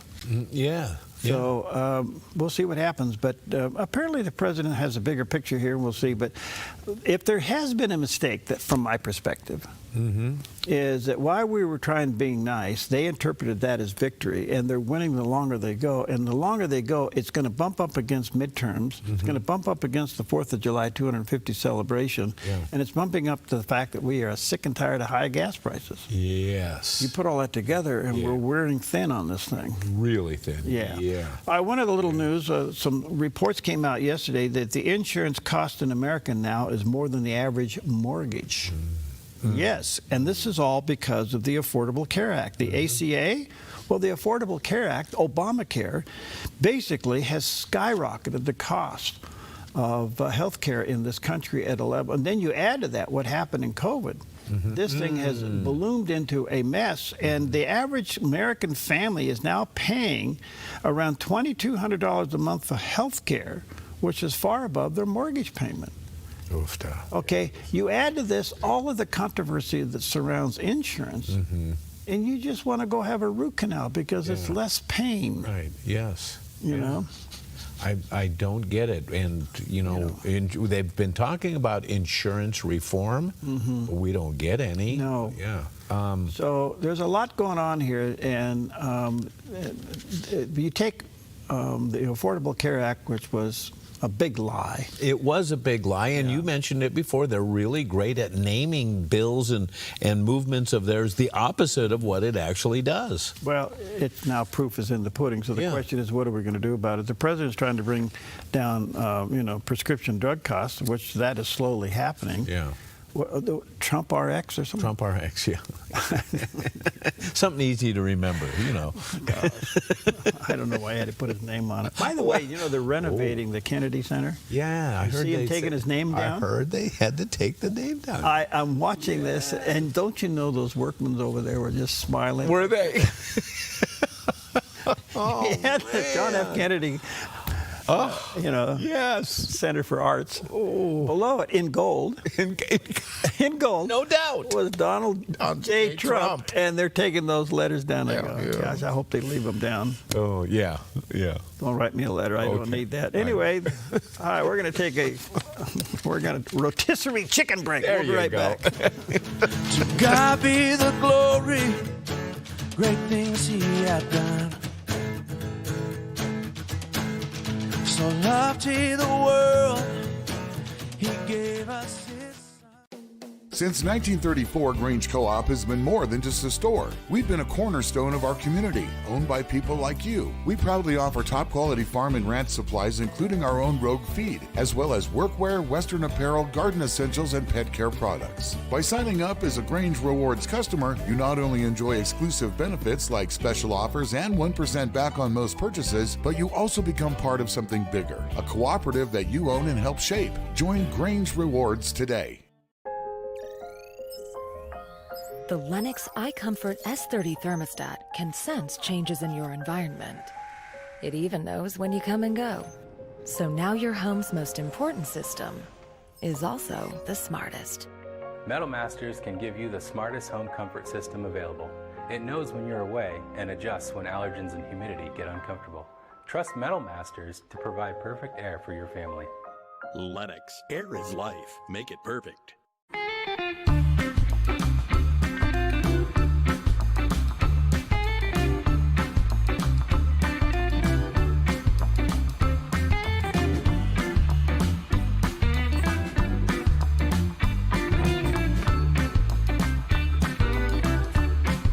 If you don't drive it, donate it.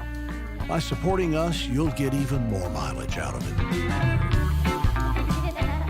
Thank you from the Dove TV. Sometimes we're the hardest on ourselves. We replay our mistakes, carry guilt, expect perfection. But God's grace isn't like that, and He's extending an invitation to you today to receive that grace. His mercies are new every morning, and that includes for you too.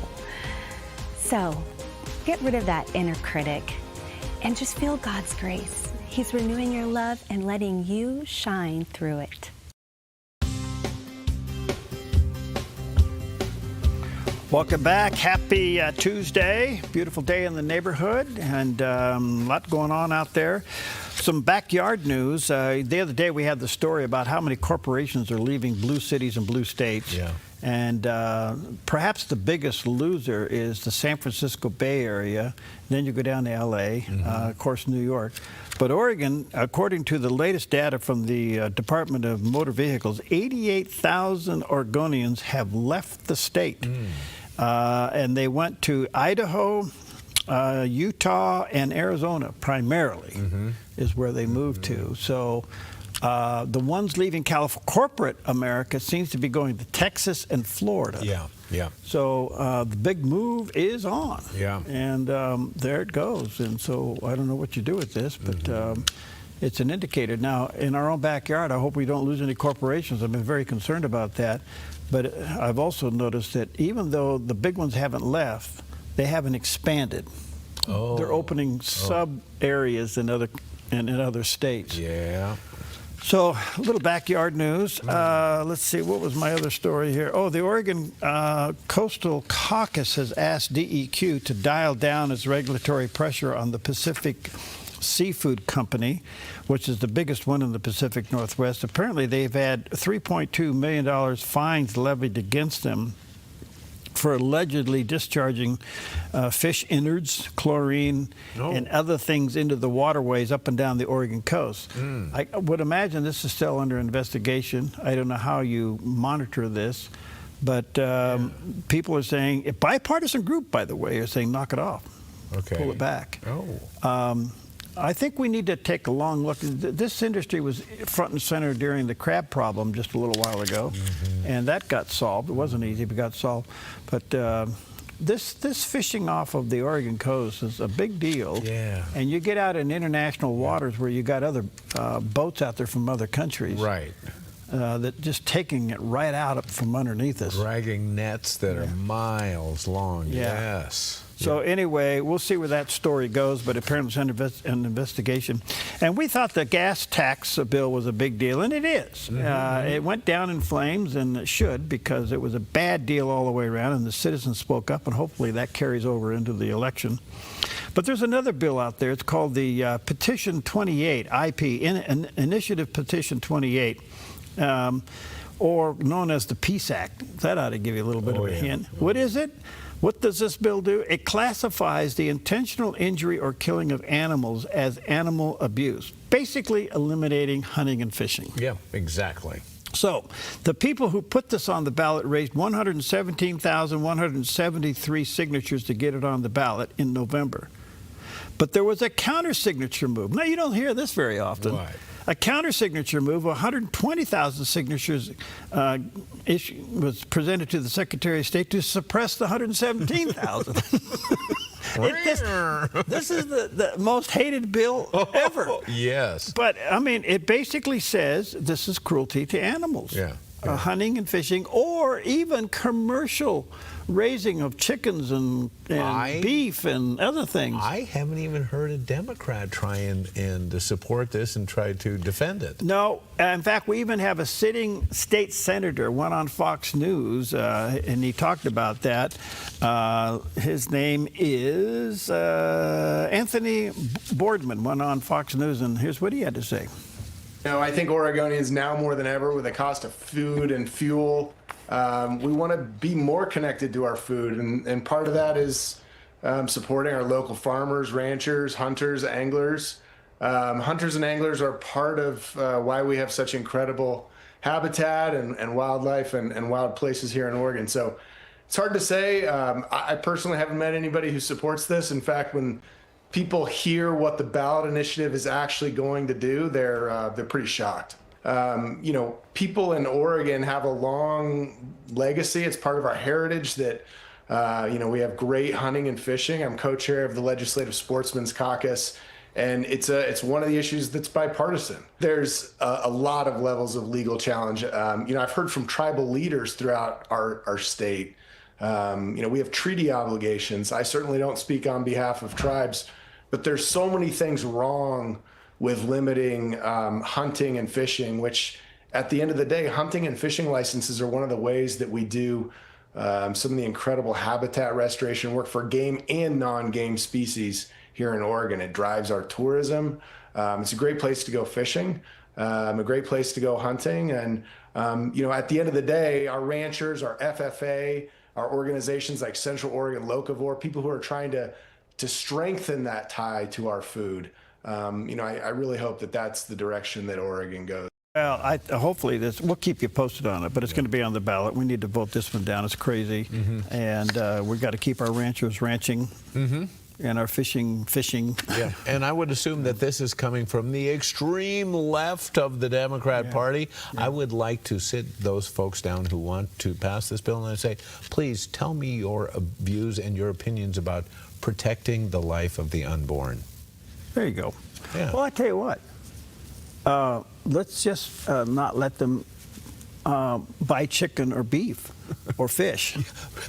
Yes. Yeah. Okay. Perfect. Give them a special little card that they show this card. You can't buy it. You can't buy it. You can't buy it.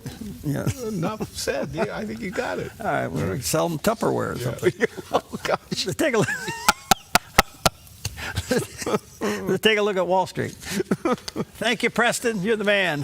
He has smart lawn. If you're smart, you'll call him and you'll never mow again. That's right. The Dow's off 174. The Nas popped up a little bit, 2.5, and the S&P down a little over 6.5. So kind of a mixed bag. 2 feet on the brake, 1 on the gas. So we'll see where this goes. That's the beginning of the bell. Let's take a look and see how gold is faring these days. It's up a little bit, 45.39. Silver's back up to 76.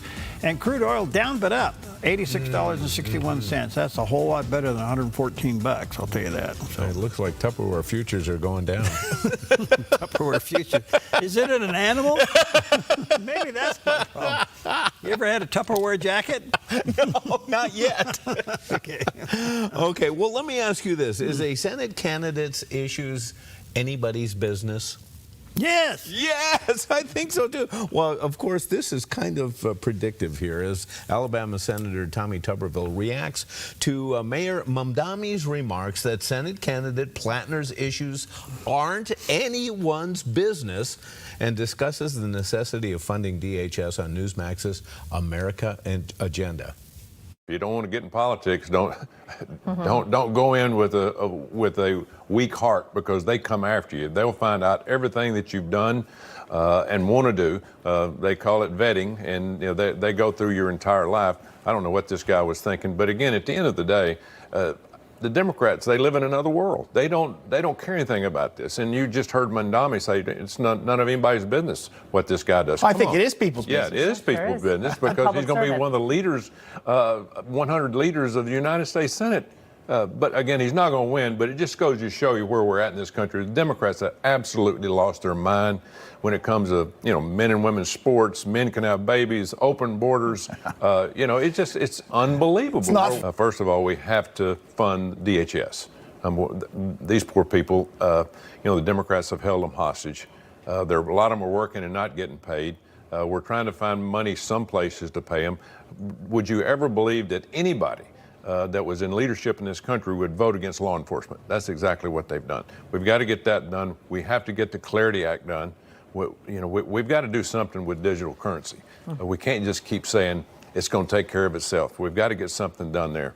But at the end of the day, people are trying to work. They're trying to campaign. It's just one thing after another. We have got to come together. And Save America Act should be number one on everybody's list other than funding DHS. Because if we don't do that, we're going to start losing smaller races, bigger races, lose the White House. Heaven forbid that we ever lose the White House again, and until we get control of what we are doing now. All right, good stuff. All right, we'll take a quick break and check on our Tupperware and come right back.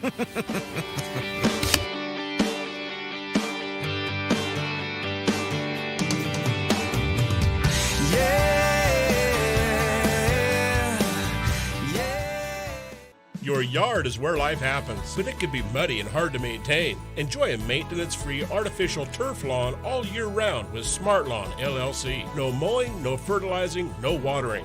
Our synthetic grass is beautiful and resilient. It's certified to be lead-free, and there's no need for pesticides. Safe for your children and pets. Smart Lawn LLC has all your artificial turf and putting green areas covered beautifully. 541-941-3538.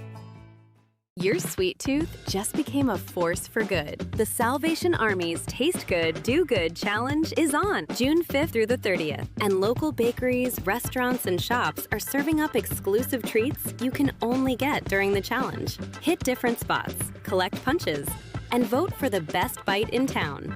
And every delicious stop helps support local kids and veterans right here in our community. Start your adventure at tastegooddogood.net. The Dove TV is pleased to announce we're now seen in the San Francisco, Oakland, San Jose area via a new full-power TV station, KEDB, seen on cable, satellite TV, and over-the-air.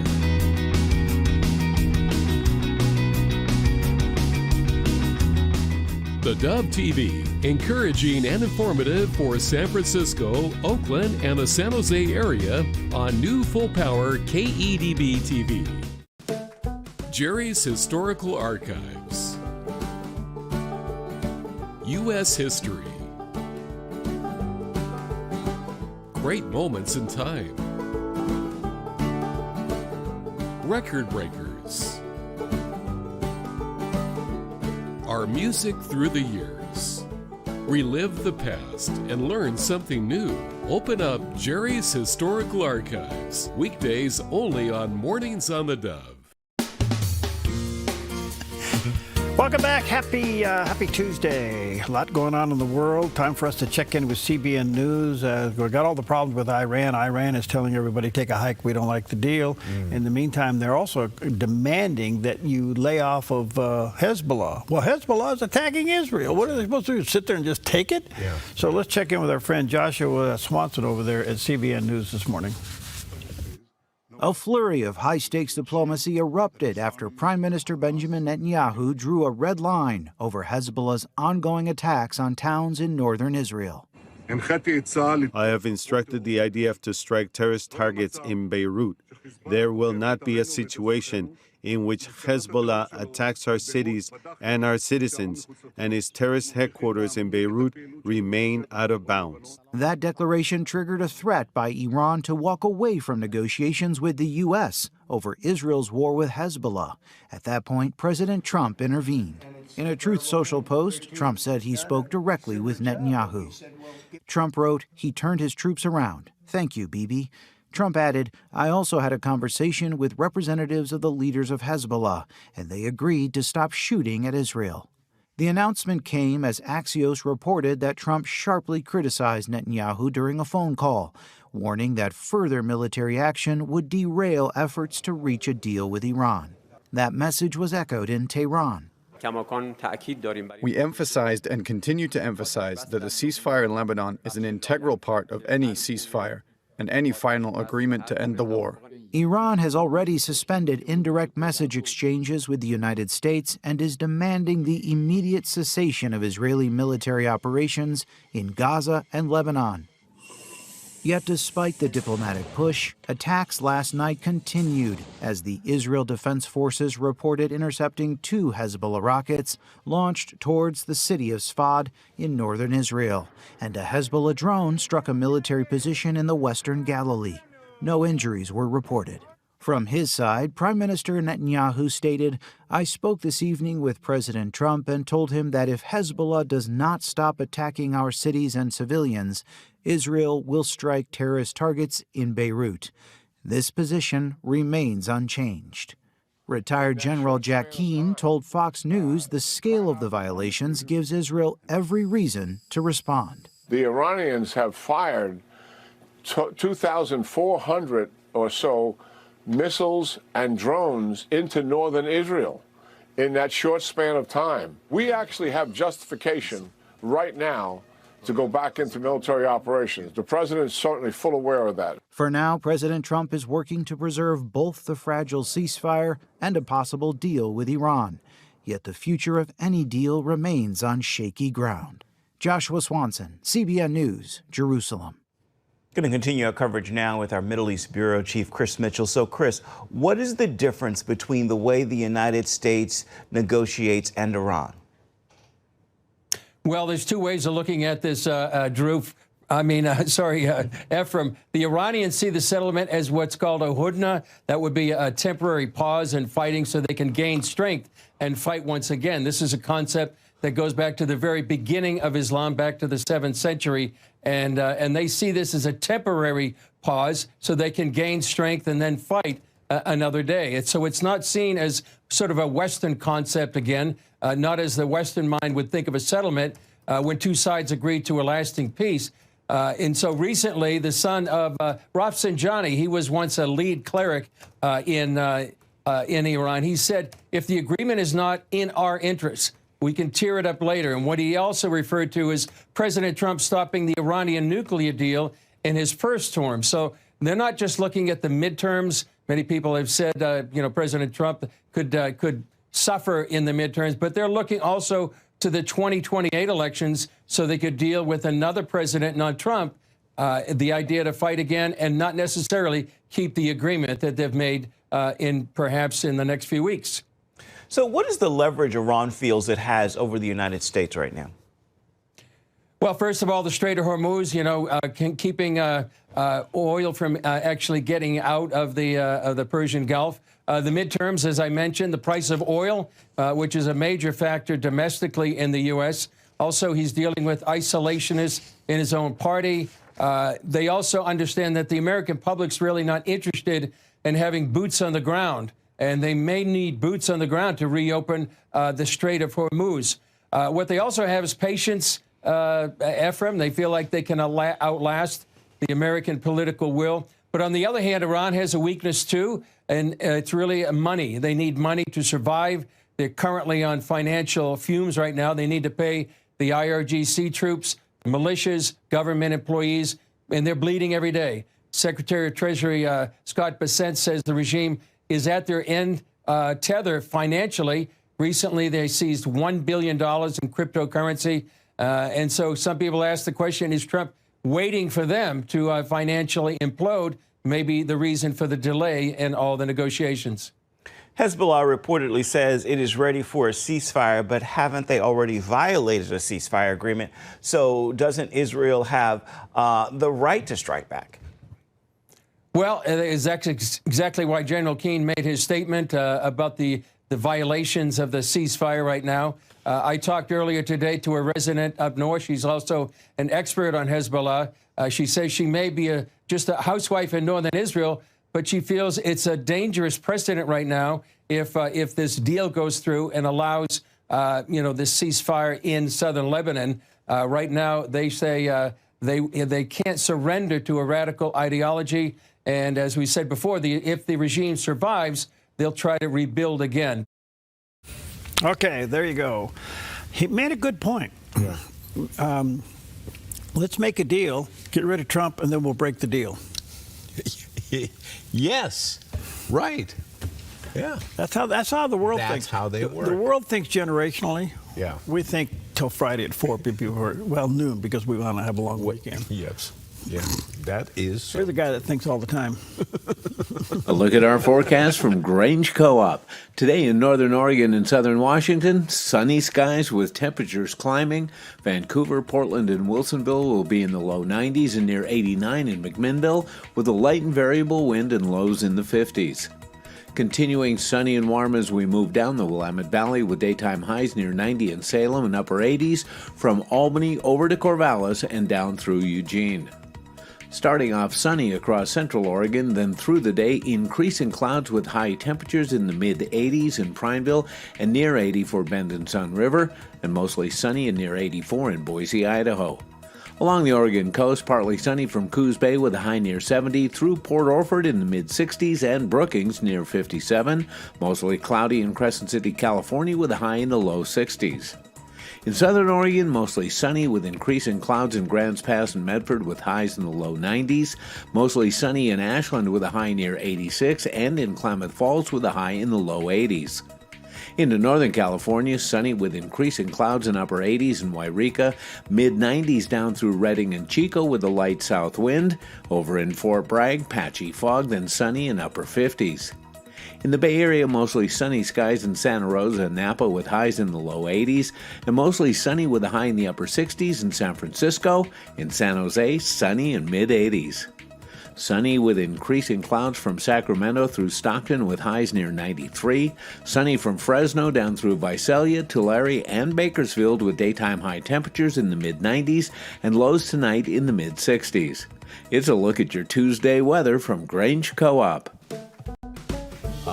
Yes, it is June the 2nd, and on this day we are looking all the way back to 2004. You know, we were talking yesterday about our favorite television game shows. Yep. Here's one of them, because it was on that day that a software engineer from Utah stepped behind the podium on Jeopardy, and he began one of the most remarkable winning streaks in television history. Ken Jennings won his first game on June 2nd, not knowing he would go on to win 74 consecutive matches and become a household name. At the time, Jeopardy had just changed its rules, allowing champions to keep returning instead of retiring after 5 victories. Jennings took full advantage, piling up win after win and eventually earning more than $2.5 million. And his run became such a phenomenon that some newspapers actually published Jeopardy results alongside sports scores, and viewers organized watch parties just to see if anyone could finally beat him. His streak ended in November of 2004, but he remains the winningest contestant in Jeopardy history and has come full circle, serving as one of the show's hosts following the passing of legendary host Alex Trebek. Not bad for a guy who originally showed up not expecting to get past the first game. He went from June 2nd all the way into November. He dominated the season. Whoa! $2.5 million. Not bad. Now he's the host. Well, he was, yeah. Yeah. I don't even know if do they have a permanent host back Well, they went through a bunch. Yeah, I think so. I thought the gal was pretty good there for a while. Okay. But there was some controversy there. I don't know. That's right. I do the remember only one that survived everything is Vanna White. What's that one? The Wheel of Fortune. Wheel of Fortune. And you're right. She is the survivor. Yeah. The lone survivor of them all. Yeah. Yeah. It's the only letter spinner on Social Security. Oh, that's right. Yeah. That got a little. Well, anyway, when talk shows become controversial. Yes. Yeah. I don't know. Yeah. Okay. Anyway, good morning to you. 14 before the hour. We're going to take a quick break and check out rotisserie chicken at Costco in a little bag.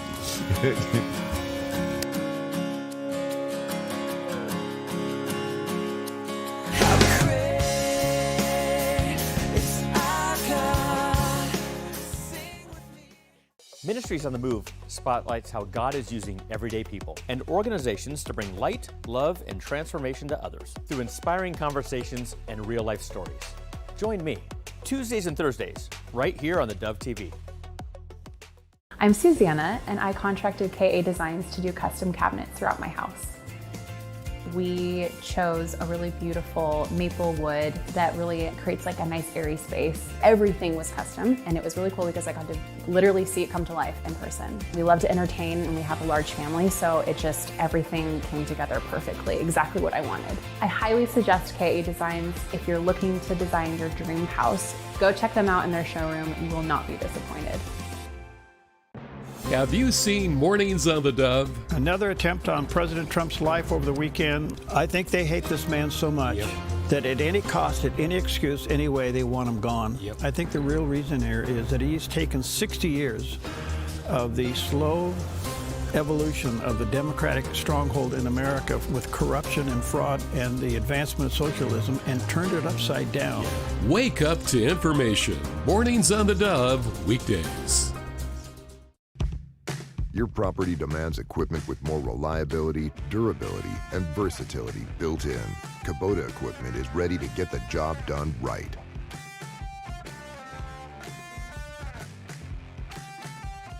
Once again, our very own Dove TV was recognized for excellence by the National Religious Broadcasters with the prestigious Station of the Year Award for 2026. And this year's recipient of TV Station of the Year Award is Dove TV. This makes 9 times the Dove has been honored by our peers with this celebrated national award. We're grateful, and another reason to stay encouraged and informed by watching and supporting the Dove TV. All right, good morning to you. Happy Tuesday. Beautiful day out there. A little on the warm side of the day, so be prepared for that. But actually, it's just gorgeous. All right, I had Chris Salcedo on. He's quite a guy. He's just an amazing guy. He's been on Newsmax for a long time, and now he heads up the conservative Latino organization nationwide. Anyway, we were talking back and forth, and I did ask him, I said, what's your take on the war in Iran? And here's what he had to say. My take is, and this is not an indictment on the war, on the operation is what I call it. I think that President Trump will go down in history as one of the greatest presidents for confronting a half-century problem that future presidents and Congresses will not have to tackle, and that's a nuclear-armed, belligerent terrorist state, the #1 state sponsor of terrorism, Iran. If gas prices are up into the summertime, if we're looking at $5 a gallon gasoline, which was what Joe Biden had done during his occupation of the Oval Office, if that's what we're staring down the barrel of come summer, I think it's going to be a very big political headwind to overcome for Republicans to remain in power. And that's just what the old axiom says. It's the economy, stupid, and it's the economy. I think he's giving peace every chance. The brokers in the Middle East who President Trump is going to need, the self-interested parties, the Saudis, Qatar, Bahrain, all these other countries that are in the Middle East, in their backyard, they're going to have to deal with the aftermath of the fall of the Iranian regime. So they're asking him, give us time, give us time, give us time. But his patience is not unending. And I think the American people's patience, not unending. Good. And I think that we're going to start seeing some, if they can't come to a deal here in the next week or two, I think we're going to start seeing things significantly change. So he makes a point that we haven't really talked about, and that is the president's talking to all of the other Arab countries out there. Some are allies and some are not. And they still subscribe to the same philosophy of, not really liking us. Yeah, right. It's a strange bunch over there. But the point is that he's trying to work with them because what they're saying is if you take Iran out and it looks like it's going down, we have to prepare for that. What's that going to mean to our oil? What's that going to mean to our economy, et cetera, et cetera? So, but I think what Chris is saying there, okay, the president's willing to give him time, but he's running out of time himself. He's up against some big things, and the midterm is going to be a driving factor here really pretty quick. I got a question for you. I got into a little conversation with somebody that I couldn't possibly win.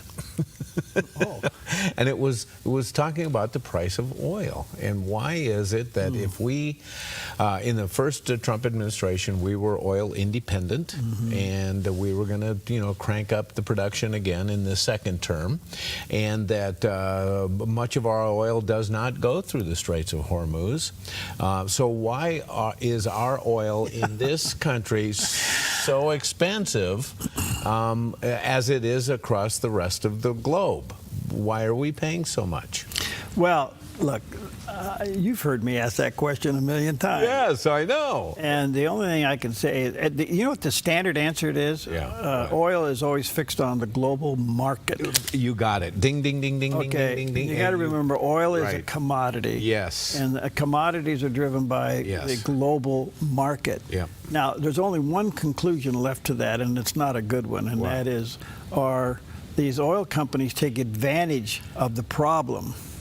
Well, okay, yes. And you can't help but go there. Right. Okay, but we have another problem on the West Coast. We're shutting down refineries. Exactly. And we're shutting down refineries in L.A., and now they're starting to shut them down. They want to get rid of some of these things that we do up and around the Portland area. Right. If we have to go clear up to Washington, or we have to go who knows where to get our oil. I sat on the airport committee yesterday. I sit on that. I've been there for quite a few years. And now the price for fuel for airliners is going to impact travel. Right. So, look, to me, it's just I get a little itchy. I think you hit it right on the nose. And I look back at what Rush said during the first Gulf series of wars. And he was saying, make no mistake, this is really about the free flow of oil at market prices. And the market prices is the one that, because the person I was talking to said, well, these oil companies should have to sell our oil cheaper in the United States than they do overseas. And I'd say, well, why would they even sell it in our country? If they can't sell their oil at market prices, why would they sell it to us? Well, and the other thing is, if we're the only ones that have oil, or at least available oil, there's oil over there, but they can't get it out. So our industry's, obviously doing very, very well with all of this. Yes. Right. But the question is, will we retain our self-energy, self-sufficiency in the future? Will we continue to do the fracking and will we continue to do the drilling, drill baby drill? You got it. Will we bring the oil down from Alaska, et cetera, et cetera? Yes. Those are all things. Now, to that point, it's a quick one, and that is, because we're self-sufficient, if the war ends, the recovery rate, in other words, the oil prices going down, will be faster in the United States than any other place. You sound like Scott Bessent. He said exactly the same thing. Okay, well. Yes. I'm not. Treasury Secretary kind of language No. here. Well, Yes. I just read a lot, and that doesn't make me smart. Okay. Well. But the point is that appears to be logical. Yep. Okay, so that's where we're going. All right. Moving on. Well, we know the Arby's ad that says, we have the meat. Yeah, well, this is even better. This Arby's restaurant has a whole lot of heart. Check this out. A customer recently walked into an Arby's restaurant and noticed something unusual. A single table set apart from the others, looking more like fine dining than fast food. Curious, they asked about it, and veterans immediately knew the answer. It was a POW MIA remembrance table, a tradition honoring American prisoners of war and service members who never returned home. Every item on the table tells part of the story. The white tablecloth represents the purity of their service. The red rose symbolizes sacrifice. A slice of lemon reminds us of their bitter fate. A pinch of salt represents the tears of families still waiting for answers. The candle stands for hope, and the empty chair is perhaps the most powerful symbol of all, a reminder that those heroes are not with us today. Many military ceremonies include these tables, but seeing one quietly displayed inside a neighborhood restaurant struck a chord with people online. It's a simple display that most customers might walk past without noticing. But for those who understand its meaning, it's a powerful reminder that America's missing service members are never forgotten. Amen to that. I take with you 1 Corinthians 1:8. I haven't got time to read it, but read it for yourself. There it is. Since 1934, Grange Co-op has been more than just a store. We've been a cornerstone of our community, owned by people like you. We proudly offer top-quality farm and ranch supplies, including our own Rogue feed, as well as workwear, Western apparel, garden essentials, and pet care products. By signing up as a Grange Rewards customer, you not only enjoy exclusive benefits like special offers and 1% back on most purchases, but you also become part of something bigger, a cooperative that you own and help shape. Join Grange Rewards today. Applegate River Golf and RV Resort, a pristine 9-hole course alongside the Applegate River. Their clubhouse offers a golf simulator experience. The RV Resort is adjacent to the golf course with convenient pull-through parking. Applegate River Golf and RV Resort. Information at applegateRV.com. When life feels heavy, your body feels it, your mind feels it. That is why I created Organic Elements Wellness Spa, a place where wellness is not a luxury, it's a way of life. Step into our wellness lounge with a Himalayan salt room, infrared sauna, steam room, and invigorating cold plunge. Restore your nervous system, detox your body, and clear your mind. Then experience customized massage, advanced skin therapies, and result-driven facials, all designed to help you look as good as you feel. There's nothing else like this in Southern Oregon. This is your space to heal, to reset, to glow. Call today to book your private wellness party for up to 15 guests or surprise someone special with a gift certificate. Visit Organic Elements Wellness Spa on East Main Street in Medford. Book online at organicelementspa.com. Wellness is wholeness. Voted best of Southern Oregon. Have you seen Mornings on the Dove? Welcome to Mornings on the Dove. Everybody take a big breath. North Korea and South Korea were trying to warm relations. Well, it ended up a little too hot, I guess.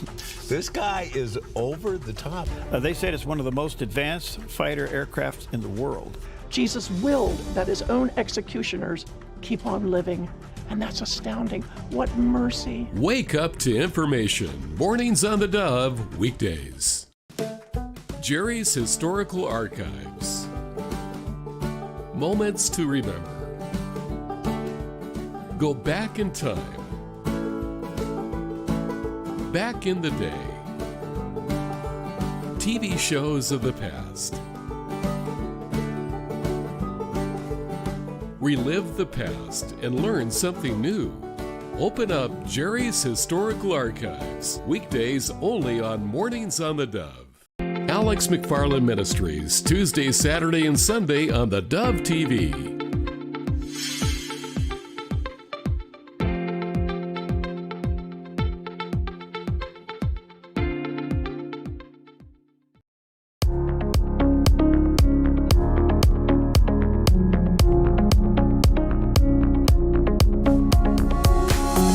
Welcome to Focus Today. I'm your host, Perry Atkinson. Always a delight when we have time to sit down with our good friend Mark Meckler. He's with us today, political advisor, pundit. He's an attorney, business executive.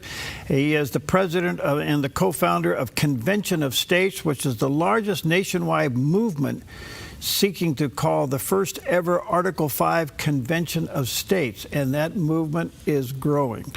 And he does have a website, conventionofstates.com. There's a picture of the cover, or the landing page of that, and you can order up the Article 5 Convention booklet. You can fill out that, and he'll send you a bunch of those, and it explains everything. Brother Mark, good to see you, friend. How are you, buddy?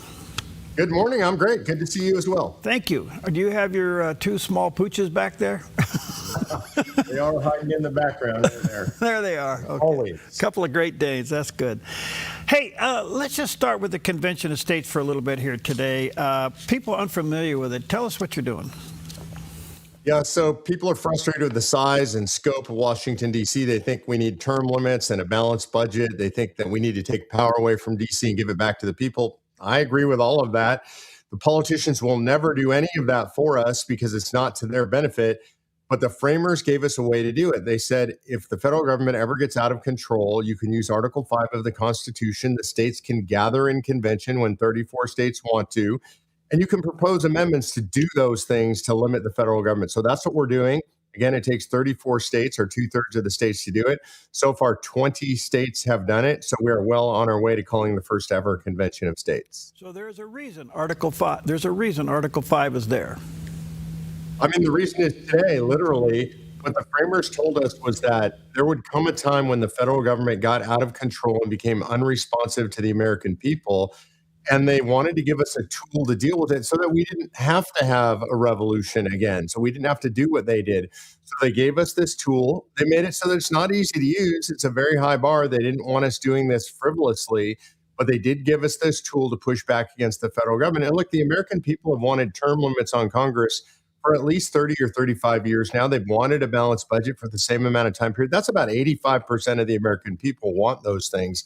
They're never going to do it. And the framers didn't want us to have to fight a revolution over it. They wanted us to be able to call a convention. So that's what we're doing. Okay. In your opinion, has too much shifted from the states to the federal government power? Oh, way too much, Perry. I mean, if you look at it originally in the Constitution, there were 17 enumerated powers. The framers told us that much and no more. It was supposed to be limited and enumerated in the federal government. And it was supposed to be unlimited and unenumerated in the states and with the people. Today, that pyramid has essentially reversed itself. It's pretty much unlimited power at the level of the federal government, and the states have been throttled back to be mere vassal states of the federal government. So I guess the big question, Mark, can we get this government to live within the confines of the Constitution? I mean, I think we can if we call a convention. And the reason that I say that very specifically is that we have a long history of proposing and ratifying amendments to the Constitution. There have been 27 of them so far. And by and large, the federal government follows those amendments. They stick with them. And the reason is that when you propose and ratify an amendment, it takes 38 states to ratify. This is an effort of extreme political muscularity, extreme political will. Nothing bigger in our entire system. So when you have 3/4 of the states all agree that something needs to be placed, a limitation needs to be placed on the federal government, the federal government tends to go along with that. Okay. Are we currently in a constitutional crisis?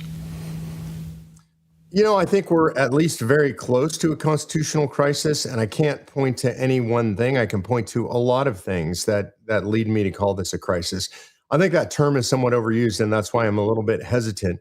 But right now, we have a deep state, and I think all your viewers know what that means. And people who are entrenched in the federal government for 20, 30, or 40 years, they don't do what the president wants, even though theoretically they work for the president. They do what they want. That tends to lean very left. We have courts that are acting, in my opinion, extrajudicially, extra constitutionally. They're doing things that they know are at odds with the United States Constitution. I would point to the Ninth Circuit most obviously. They're the most overturned circuit in the country. And then we have lawfare against folks on the right trying to shut down our freedom of speech, our freedom of association, our freedom of religion. And so I think all of those things added up and much more, all the investigations into Trump that have proven nothing, the lawsuits, all this stuff, that does together constitute a constitutional crisis, in my opinion. What about the national debt? Isn't that a crisis? Yeah, I mean, that is absolutely a crisis. I wouldn't specifically call it a constitutional crisis because there's no prohibition against the debt in the Constitution. It's a moral crisis. The framers understood and believed that it was immoral to impose one generation's debt on another generation. We are now imposing multiple generations of debt on multiple future generations. That's a moral crisis. I think everybody would agree. Like if you were to say, I'm going to impose my debt on my children and my grandchildren on a personal basis, we don't allow that in this country. They don't inherit your credit card debt. They don't inherit any of your consumer debt. We think that's immoral to do. We don't allow it under law, and it should not be allowed constitutionally. Yeah, good point. I want to come back to the Supreme Court just a little bit. Maybe all of this pressing of the Constitution and maybe borderline crises. We have seen recently, Mark, some cases where the Supreme Court has made a decision and yet it's been violated and there's no consequence. Is that a vulnerability? Yeah, it is a vulnerability. I think, look, the court, in my opinion, is still an institution that I believe in. I don't like it because the left is constantly attacking the viability of the court, the integrity of the court, the independence of the court. And I want to be really clear for your viewers, because most people don't pay that close attention to the court. And I understand that. It's not something you need to pay attention to every day. But the vast majority of the decisions of the court, and by vast, I mean 80, 85, 90% of the decisions of the Supreme Court are 9-0 decisions. And they're made about issues that you and I don't think about: federal civil procedure, criminal law, things that we're not paying attention to every day. They're not controversial. And the court generally agrees on those. So it still is a body that in large measure agrees unanimously on most things in the country. It's the social issues, the real hot button issues, where the court is divided. And so I think we need to pay attention to the court in that way. I think it's an important institution. I think we need to protect it. And I personally still think that the court is headed in the right direction. Okay, what about the lower courts? I think this is where we see a lot of the problems. The lower courts are inherently very partisan. Judges are appointed by the presidents on the regular. This is a constant thing that presidents do. They'll appoint 150 to 250 judges during their tenure. And these are incredibly political appointments. And I think that's a problem. I think there is a ready remedy to that problem if Congress is willing to take it up. And I think they need to, which is when a judge repeatedly acts in a manner that is inconsistent with the grounds of the Constitution and the boundaries of the Constitution, then that judge should be impeached. I believe that is cause. In fact, I would say unequivocally, legally, that is cause for impeachment. The Senate has always been hesitant to impeach federal judges. I think we need to begin doing that. And I think once you impeach 2, 3, 4 judges, what will happen is whether or not they get removed, because you need the House to call for the impeachment. You need the Senate to vote for the impeachment. Whether or not we can reach that threshold in the Senate is a question. But I think once you start impeaching them, you will start to see judges behave themselves. With lawfare being what it is, and especially against President Trump, and now the exposure of some of these judges and attorney generals, it's obvious what they were doing, and they've been caught, but they haven't been impeached. What does that do to us long term? Well, I think the failure to impeach and the failure to prosecute people who've been engaged in wrongdoing and who've been caught very obviously engaged in very serious wrongdoing is it undermines our entire system of law. We're a society based on rule of law. And again, I think this is something that your listeners should really contemplate. Rule of law and being a society based on rule of law is generally a choice. And here's what I mean by that. You have a choice whether you comply with most of the laws you comply with. Mostly, you're not going to get caught because you can't catch everybody doing everything all of the time. So the system requires voluntary compliance. What happens is when we see federal officials not complying, getting caught, and not being prosecuted, it tends to demoralize the public to the point where they think, well, why am I following the laws? If this guy doesn't follow the law and he gets caught and nothing happens to him, why should I even bother following the law? It creates a moral rot in a society based on rule of law that I think is very dangerous. All right, that kind of sets up where I kind of wanted to go. The demoralization of America is now the great interference of voluntarily obeying the law. And we have been demoralized. In all aspects of our culture, we've been demoralized. And if we allow this to continue, Mark, then the Constitution is greatly weakened. How do we turn this around? Yeah, I think we have to understand our history first, and we have to understand that this is actually being financed and organized by foreign actors. This has been going on for a very long time. Defected from the Soviet Union and the United States. I might get his last name wrong, so forgive me, but I think it's Yuri Bezmekov. And he did a long form interview in the 1970s describing what the Soviet Union was doing in regard to the United States. This was an effort that he was in charge of for a very long time. And the first step of the Soviet Union, and the CCP is engaged in this as well right now, the first step is demoralization. What you want to do is you want to create a generation or two that does not believe in the ideals of the country.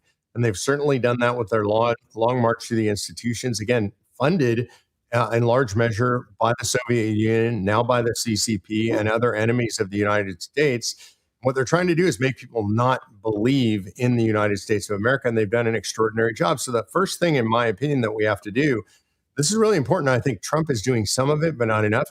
We have to root out, especially CCP, Chinese Communist Party influence in the United States of America. They should not be allowed. It should be absolutely prohibited for any foreign government to give any money to a U.S. institution of higher learning. That would be a good first step. Amazing. I want to come to one other question. It kind of deals with all this justice stuff going on. What do you think about the re-indictment of James Comey? I have mixed feelings about it. I mean, I think Comey is a bad actor. I think he did a lot of stuff that was illegal, unfortunately, much of it outside the statute of limitations. And this particular prosecution, from my perspective, is just sort of weak tea.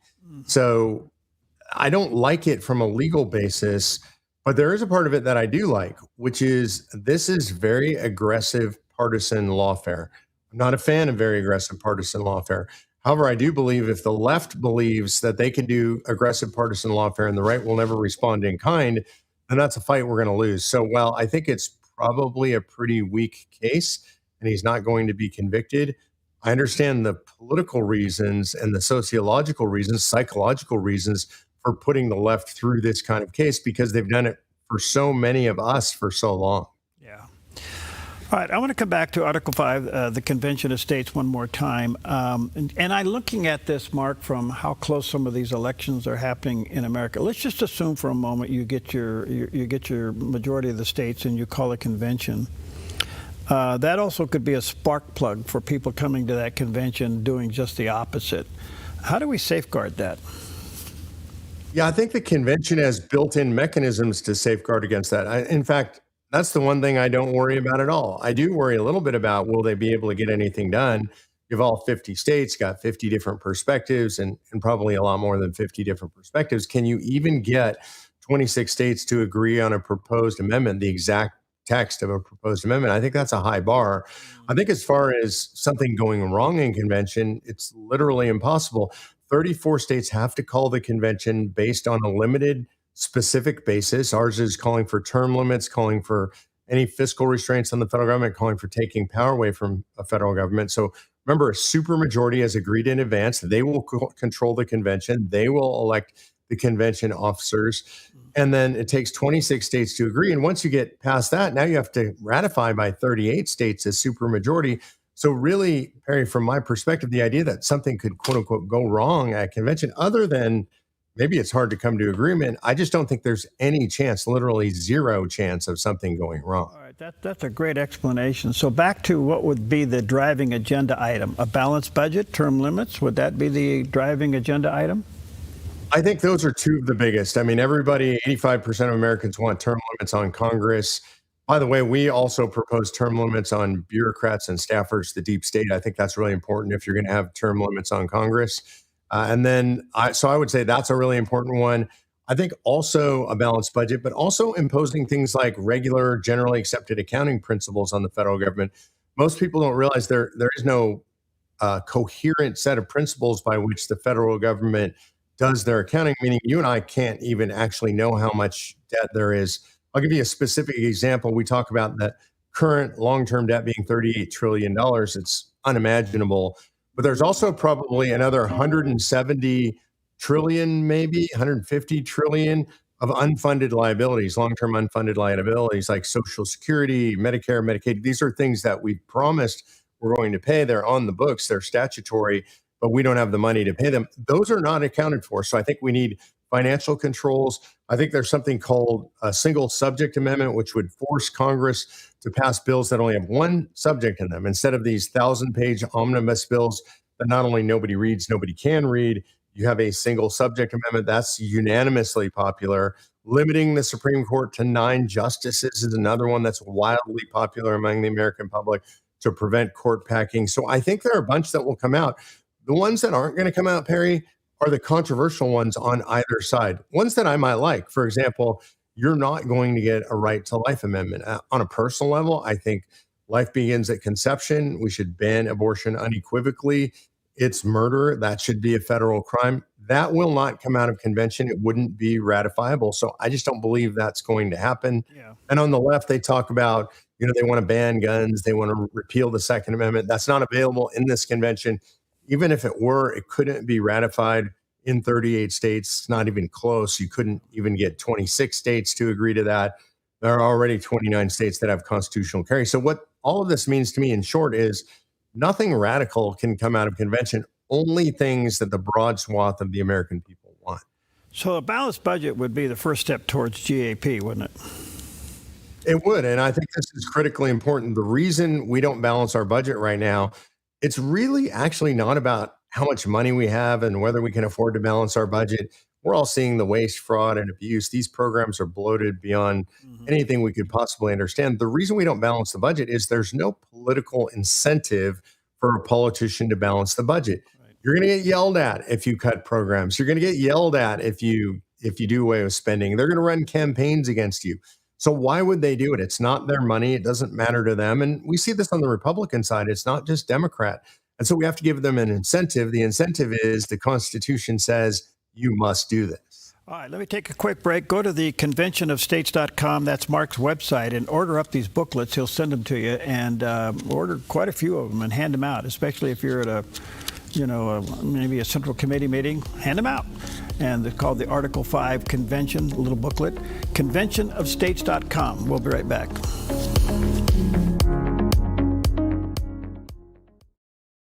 Your yard is where life happens, but it can be muddy and hard to maintain. Enjoy a maintenance-free artificial turf lawn all year round with Smart Lawn LLC. No mowing, no fertilizing, no watering. Our synthetic grass is beautiful and resilient. It's certified to be lead-free, and there's no need for pesticides. Safe for your children and pets. Smart Lawn LLC has all your artificial turf and putting green areas covered beautifully. 541-941-3538.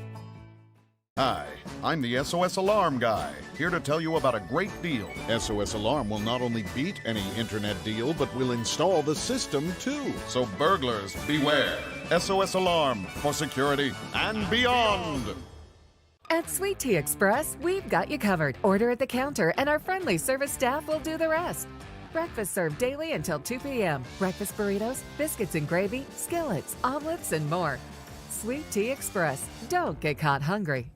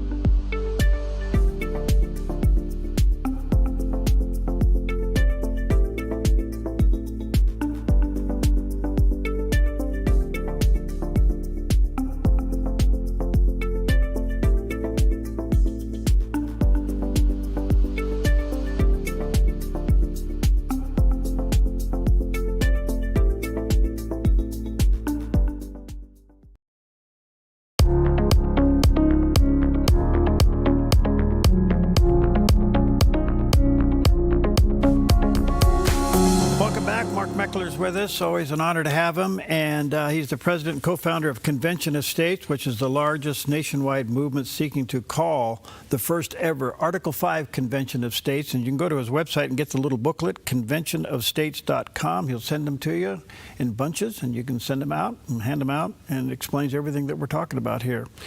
Mark, I want to turn your attention to the big headlines. What's your take on what's happening between Israel, the United States, and Iran? I mean, I guess the first piece of that right now is there's apparently some major controversy about something that they say and I say that with air quotes, they say, President Trump said to Benjamin Netanyahu, I want your listeners to take that with a grain of salt. And the reason I say that is the source is Axios. They're a leftist site.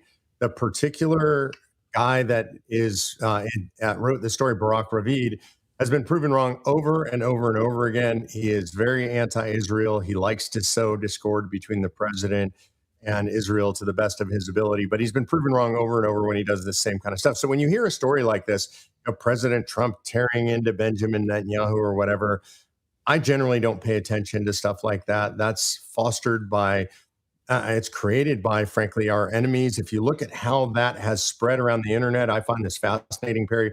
There's a bunch of stories about how that is promoted by CCP bots, by Russian bots. They're trying to create a divide between the U.S. and Israel. So that's number one.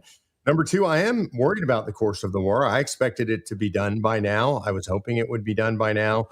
What my personal opinion is that it's time for Trump to be decisive. And by decisive, I mean he needs to take out Karg Island. It wouldn't take a lot to do that. Karg Island is the financial and oil lifeline for Iran. Without Karg Island being operational, there is zero chance that the mullahs have any money, and money is what makes that theocracy go round. All right, so Israel wanted to attack Beirut, and the president asked them to hold off. Two questions. What did Israel see in Beirut that would be the target, and why would the president suspend that?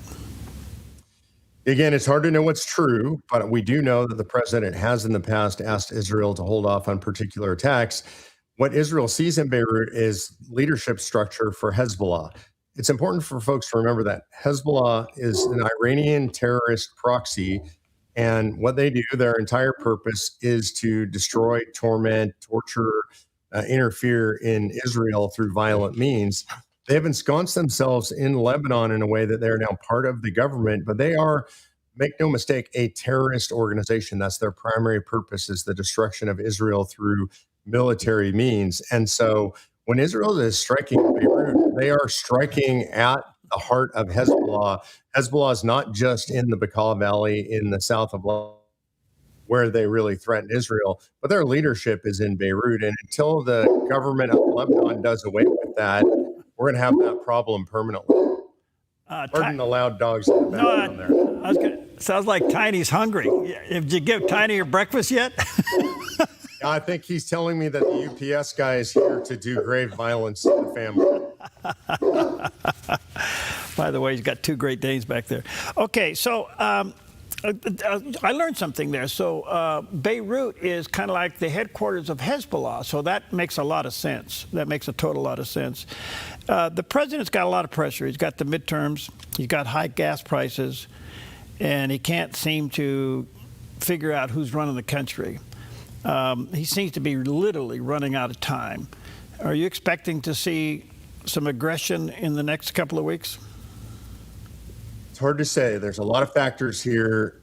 It's hard to do this in a single segment, Perry. It almost seems like it should be an entire show. Yeah. I keep coming back to this, but one of the things that folks should be watching out for is CCP involvement.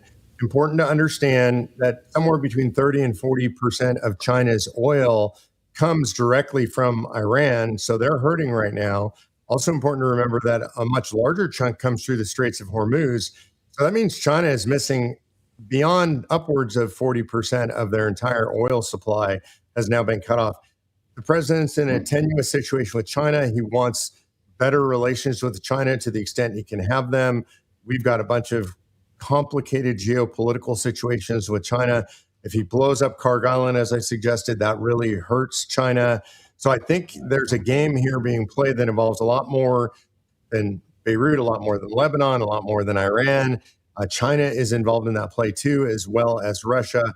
It's a complicated geopolitical situation. And the short answer to your question is, yeah, I do think we're running out of time. Okay, because when you look at that, and you make some great points here, you got to add Pakistan to kind of like the list, because that's the trains coming down out of Russia, coming through Pakistan, supplying them with drones and everything else. And yet Pakistan's trying to be the peace broker. I mean, it's a complicated mess. Yeah, and Pakistan is not and has never been an honest broker. That is an Islamist dictatorship. The fact that they're a member of NATO, to me, is just outrageous. We talked about Article 5 here in the U.S. Article 5 of the NATO Charter says that whenever one member of NATO is attacked, all the other members should come to its defense. I find it hard to believe that we're going to put troops on the ground or defend Pakistan if something happens there, because, again, that is an Islamist country. They try to play both sides of the fence. They are, generally speaking, an anti-American country. So that is another very complicating factor. And people who try to simplify the Middle East and say it's Israel versus the Arabs, or, it's just about Iran, or it's about Beirut, it is a complicated situation that is a worldwide flashpoint. All right, just isolating Israel for a moment, do you think they are going to be inevitably forced to finish the job in Lebanon with Hezbollah and in Gaza with Hamas? Look, I think there are fundamental questions about whether they can finish the job. Do I believe they can finish the job in Gaza? My answer is yes. And I think the strategic failure there has been, and partially because of the U.S.'s insistence, has been going too slow. The world grows weary of war. And so Israel's now been at war for several years in Gaza. That's a problem. I think they need to finish it off. I think they can finish that off. I think they can hold that territory. They have in the past. I think they're going to have to in the future. I think that's inevitable. I think Lebanon is another story. Lebanon is a completely separate sovereign country. You have a military aspect, a terrorist aspect that's now embedded itself into that country. Can Israel handle both Lebanon and Gaza at the same time? I have my doubts about that.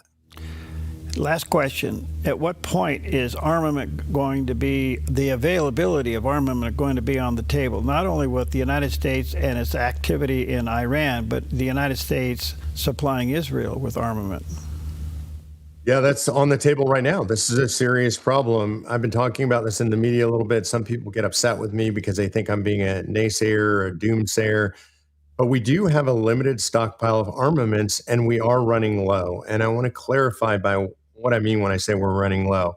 The United States has plenty of armaments. We're not physically running low on armaments, but those who are responsible for the defense of the United States at large in the world at the Department of Defense, and this goes from Secretary of War Hegseth on down, they don't just look at what pace are we using armaments right now. They look at the Chinese lens, and they look at the Russian lens, and they have to make a decision.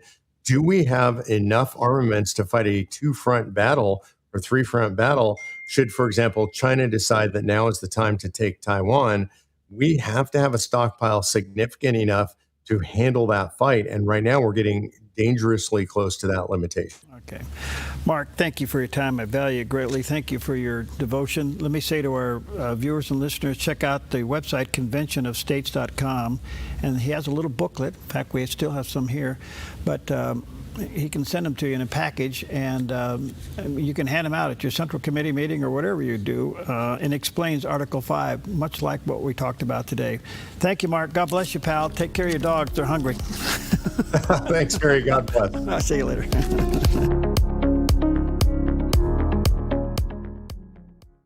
I'm Susanna, and I contracted KA Designs to do custom cabinets throughout my house.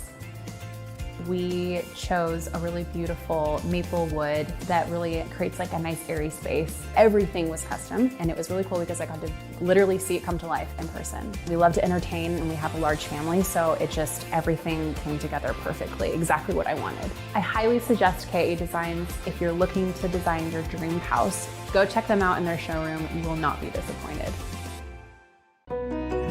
Come fall in love with Northridge Senior Living, where contemporary, sunlit interiors meet old-world elegance. Walk through our lovely hallways and enjoy the fun staff-led activities. Forge lasting friendships with other residents and our exceptional caregivers. Dine in style. Gather near the fireplace under breathtaking chandeliers. Our reasonably priced apartments are spacious with private balconies. Northridge is Christian-owned and operated, pet-friendly, and only 2 blocks from Asante Rogue Regional Medical Center. On-site, in-home care is available. We also offer senior adult daycare, where your loved one can spend the day with us, and the evenings with you. Northridge Senior Living, your home. Once again, our very own Dove TV was recognized for excellence by the National Religious Broadcasters with the prestigious Station of the Year Award for 2026. And this year's recipient of TV Station of the Year Award is Dove TV. This makes 9 times the Dove has been honored by our peers with this celebrated national award. We're grateful, and another reason to stay encouraged and informed by watching and supporting the Dove TV.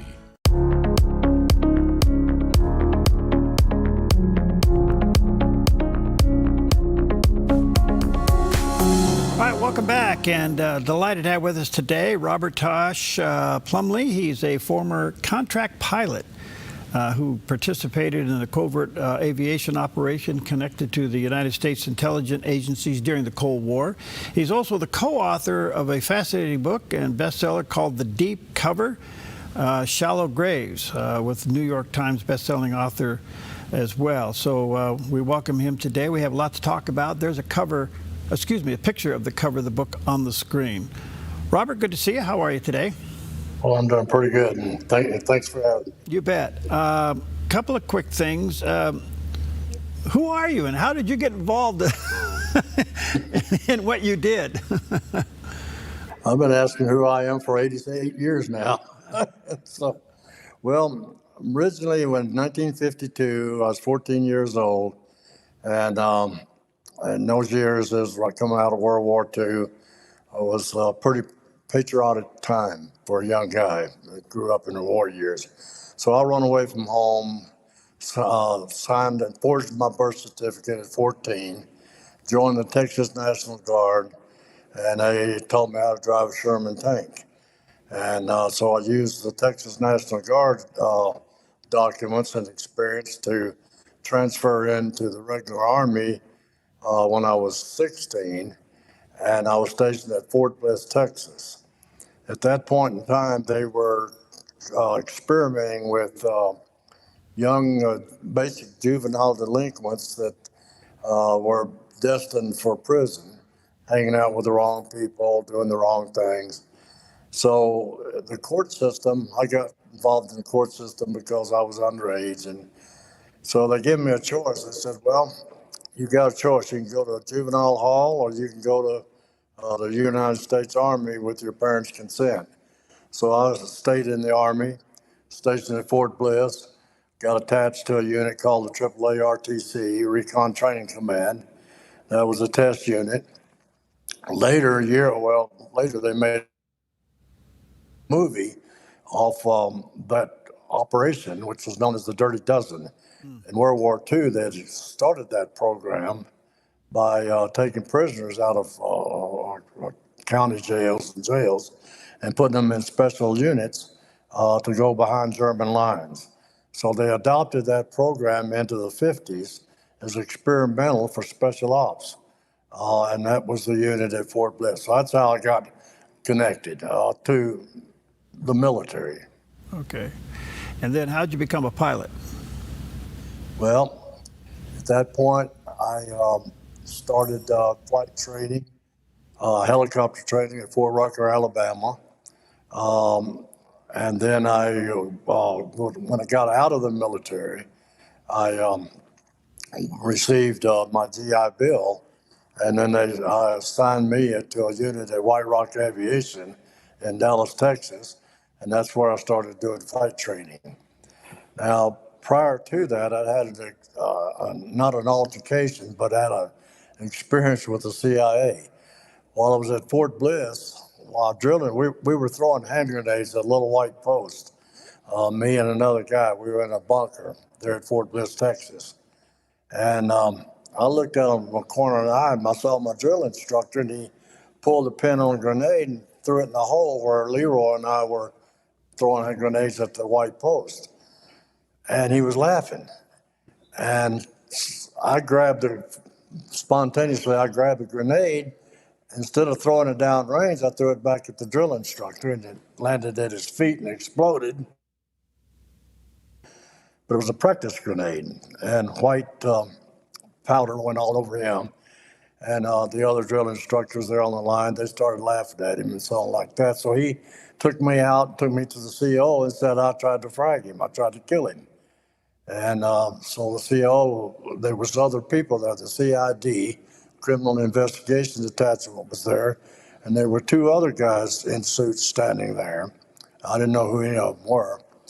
And so the commanding officer wanted to know why I would kill my instructor. So I told him, I said, well, I watched him throw a grenade in the hole where Leroy and I were throwing grenades, and I wasn't going to give him a chance to throw another one, so I threw it back at him.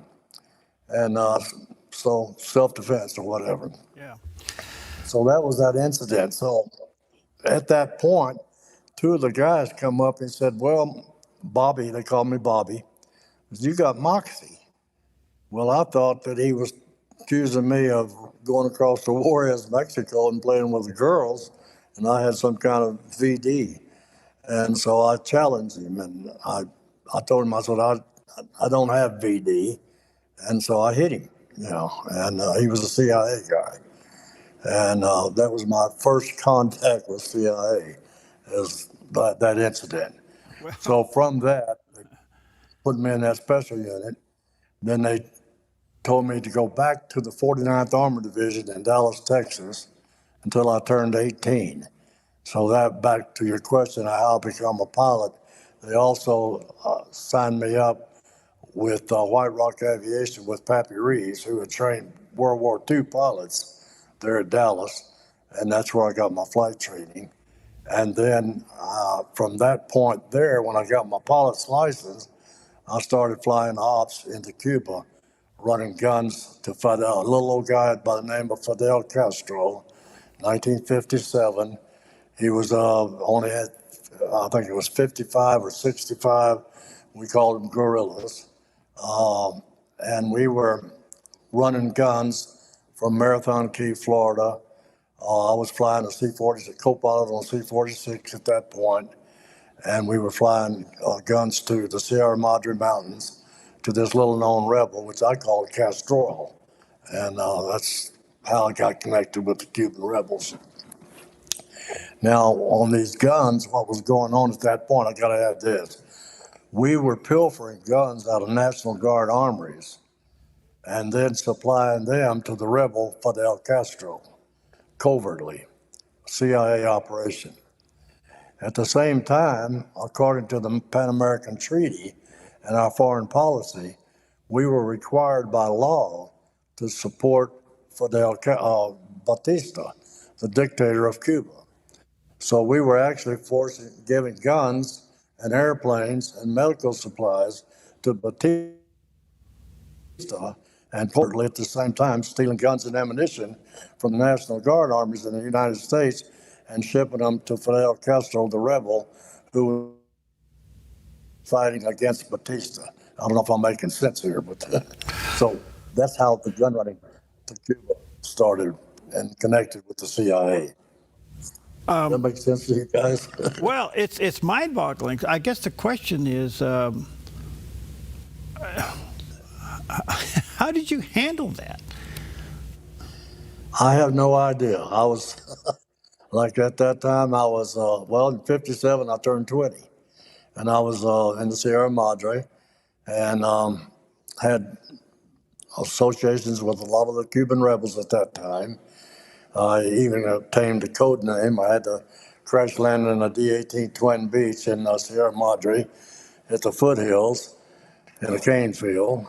And my contact with the rebels at that point came out. There was a young lady came out with another deal. I was in this sort of a swampy area, and they saw the plane go down. And so I'm trying to get at my co-pilot already. Well, I was a co-pilot, but my pilot had already made it to the road and got picked up, and I don't know what happened to him, but I was still roaming around out there in the foothills when the rebels, I didn't know who they were. I thought it might have been a Batiste squad. And if they had that, or shot me on sight, and I knew that.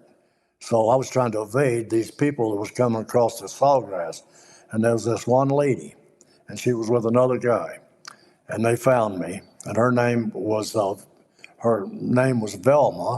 Her code name was Deborah. Her M267 code name was Deborah. That was Velma Espin. And she later married Fidel Castro. She got me back, her and Sergio got me back to the rebel camp. So that was my first experience getting in with the rebels there in the Sierra Madre Mountains of Cuba. It was Velma Espin basically saved my life. We became good friends all the way to the day she died in 2007. She was a women's movement, in charge of the women's movement, became the first lady of Cuba. And covertly through contacts in Miami, we stayed in sort of peripheral touch until 2007. I think that's when she passed away. Okay, so you're laying a pretty interesting foundation here about ulterior motives of the CIA, and I'm trying to get my brain wrapped around it. Well, what can I say? We had CIA front companies, call them shell companies or whatever. We had, in the crews that I was with, we had 55 pilots employed by CIA cutout companies, Intermountain Aviation, Mountain States Aviation, Riddle Airlines, L.B. Smith Corporation. In the 50s, none of that meant anything. It was only later, after the investigations, that these names of these CIA front companies came to light. And I was right in the middle of it. I was from the very beginning. All right, let me, I'm going to run out of time. Well, like I said, I worked for Rip. Okay, I'm going to take a break here in a minute, but before I do, let me ask you this question. It's going to fast forward to, how do you get involved in the JFK files and issues? Okay, I'll try to speed this up as fast as I can. Okay, Private UGB Dinkin he was a cryptologist over in Europe. He intercepted some information that our teams, CIA, was recruiting foreign people, foreign agents, to do an assassination in the United States. He intercepted that information and attempted to get it to proper authorities through military intelligence and also through the Pentagon, and also through his proper connections in Germany, I think it was. And so he made these reports. Well, they thought he was nuts, so they put him in a damn nut house. And but the Pentagon had received this information, passed the information to the CIA, and then they've had other information. At that time, there's all kinds of reports that Kennedy was going to be killed. They were Austin, Atlanta, Houston, all over the place, rumors.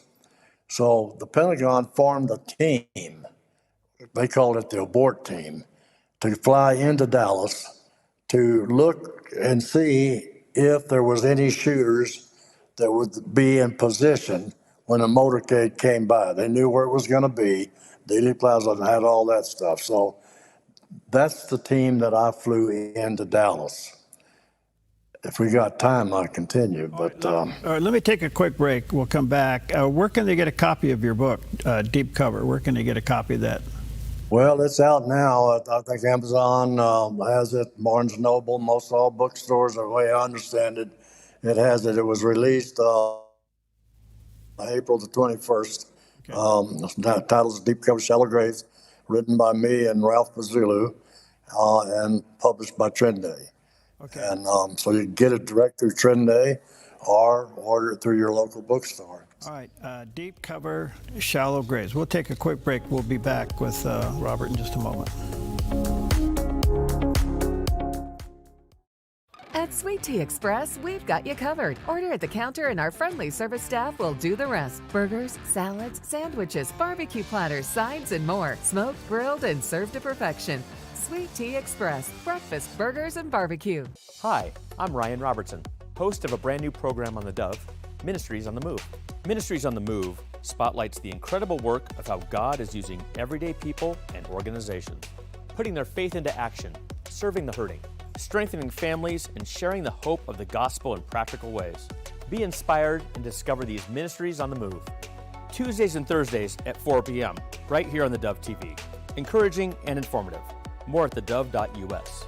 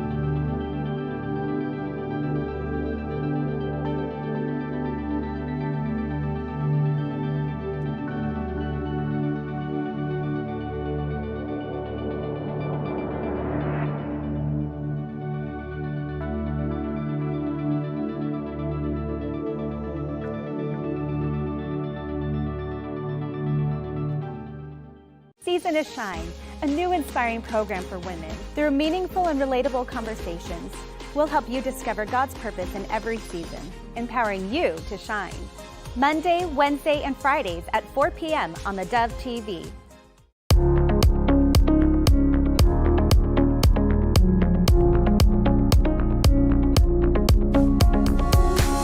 All right, welcome back. Delighted to have with us Robert Plumley. He's a former contract pilot, and he is also the co-author of a fascinating book called The Deep Cover, Shallow Graves, and you can check that out. There's a picture of the cover of the book on the screen there. It's also available online. And Robert, as you know, the President administration recently released additional JFK records.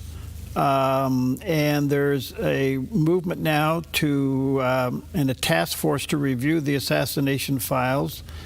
What do you think about that? And have you looked into it and seen anything that's got your interest? Well, okay, let me back up here. I've testified to 4 committees twice. The Church Committee in 1976.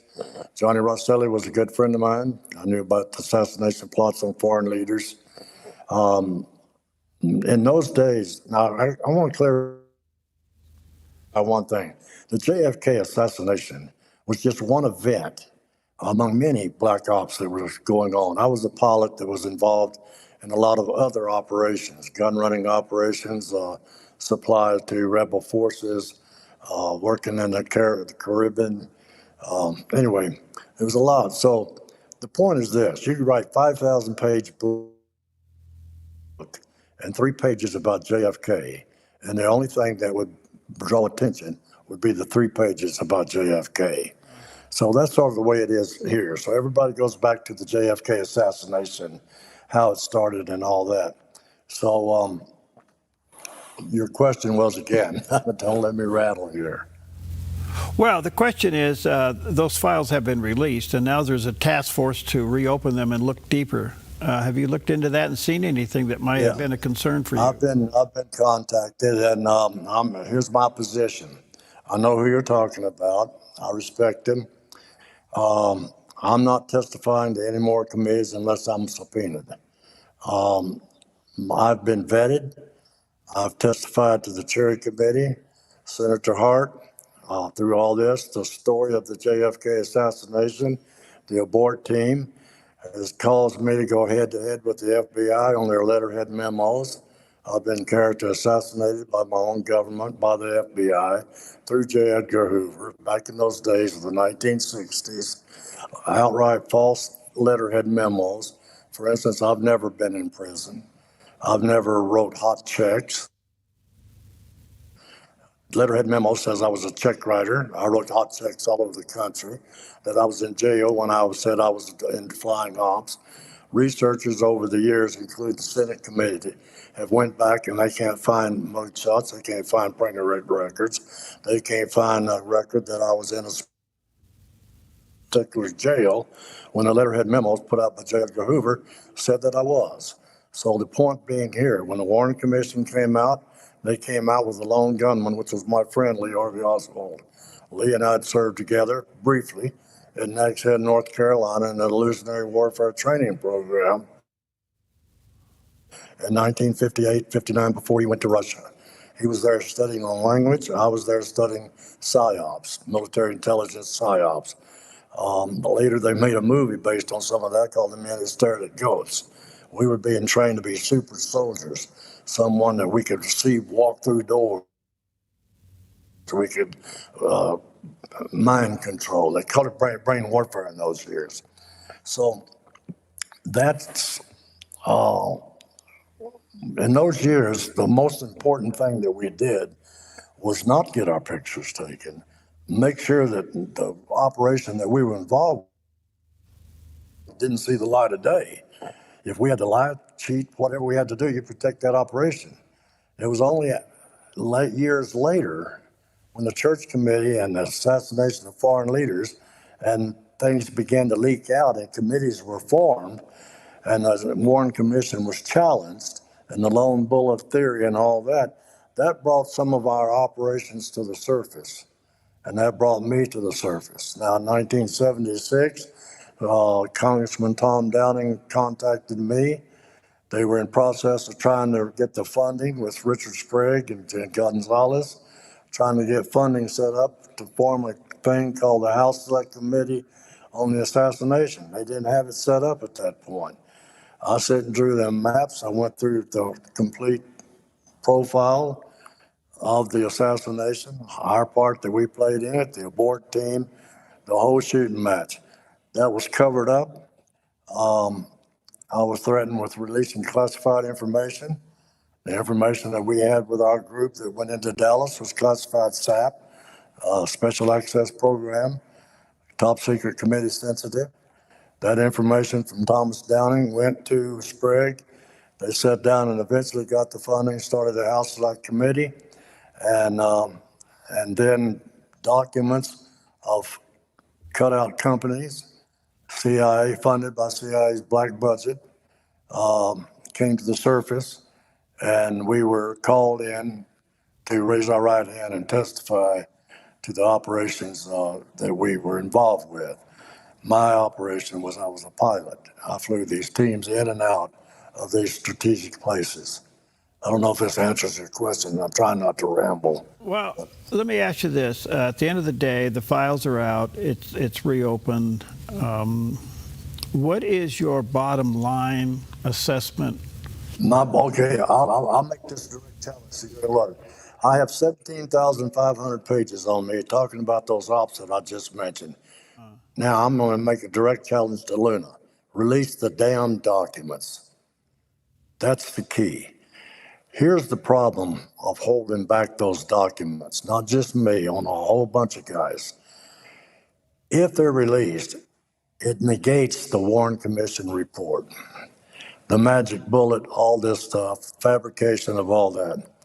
It shows that elements, not an agency, but elements within an agency, elements within the CIA, elements within the FBI, through J. Edgar Hoover, conspired, knew, and were part of a program that had the President of the United States assassinated. I'm going to say it again.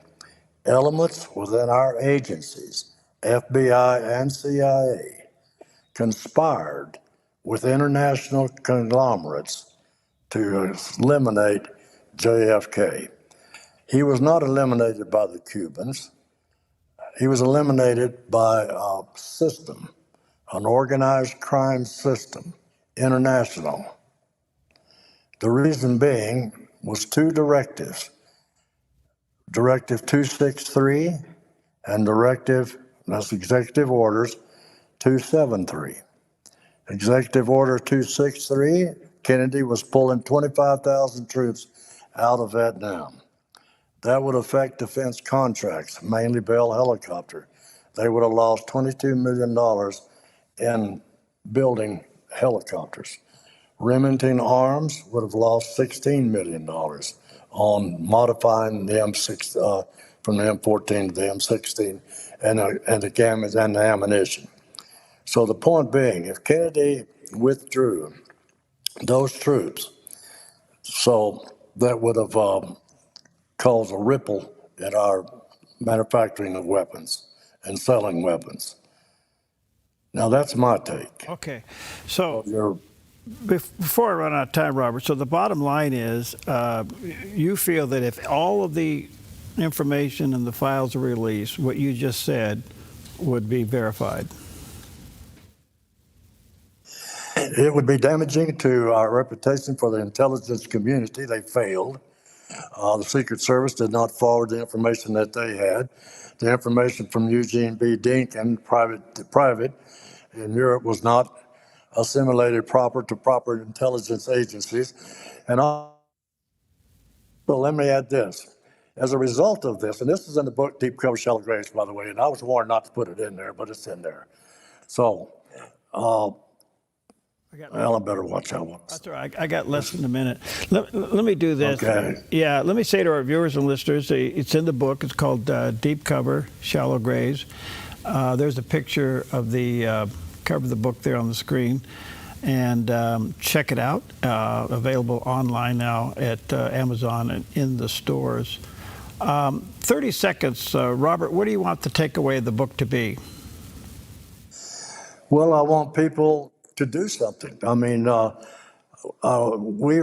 apathy. Apathy is destroying our Constitution.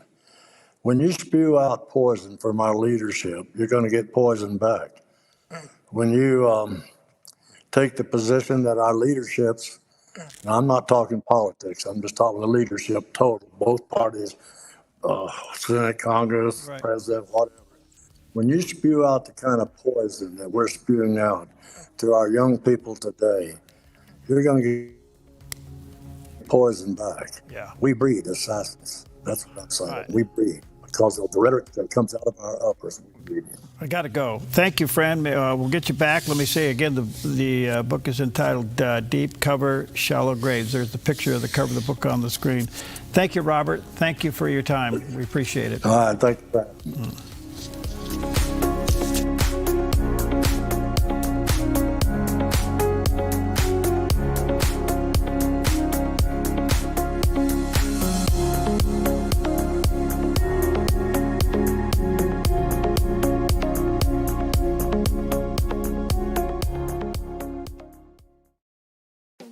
Since 1934, Grange Co-op has been more than just a store. We've been a cornerstone of our community, owned by people like you. We proudly offer top-quality farm and ranch supplies, including our own Rogue feed, as well as workwear, Western apparel, garden essentials, and pet care products. By signing up as a Grange Rewards customer, you not only enjoy